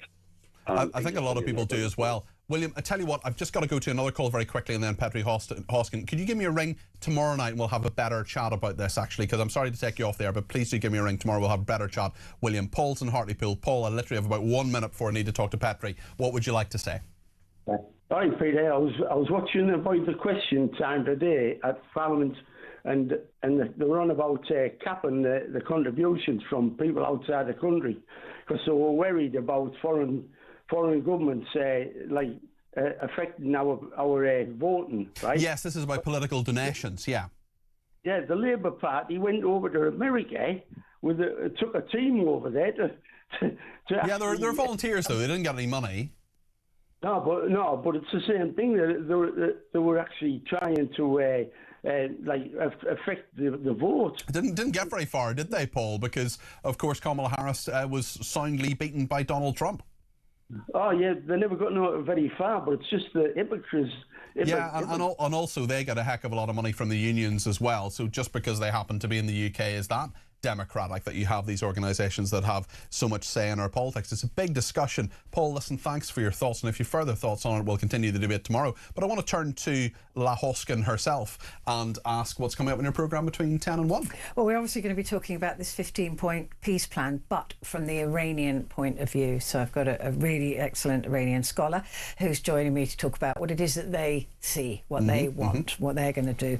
Also, because it's a quagmire, I want to find out what is in the mind of Donald Trump. Good luck. Thank you. So I'm going to be talking to a forensic psychiatrist and clinical professor of psychiatry. Absolutely brilliant. Because of this flip-flopping and this, I mean, nobody believes a word he says anymore. Do you not believe the war's over? Do you not think it's over? Funny that. Yeah. And he's amassing 7,000 troops, and look, I just want to, because he's sending us all bonkers, because it's just one. I don't know what's going on. Well, it's really interesting because Caroline Levitt, who was there as well, didn't quite say the war was over, said it's coming to its conclusion, which isn't the same thing. But it's not the same thing, and also it's not Donald Trump's choice. Israel have got a say in it as well, as much as you might not want them to, but they do, and they don't want it over yet. I'm very happy for them to have a say in it. What's happening between midnight and 1 on Talkback? We're going to be talking about Huw Edwards. Right. Because I watched the drama this afternoon. I did my homework. What did you think? I thought McClunes was exceptional. Right. I'm going to watch it tonight. He really underplays it. It's very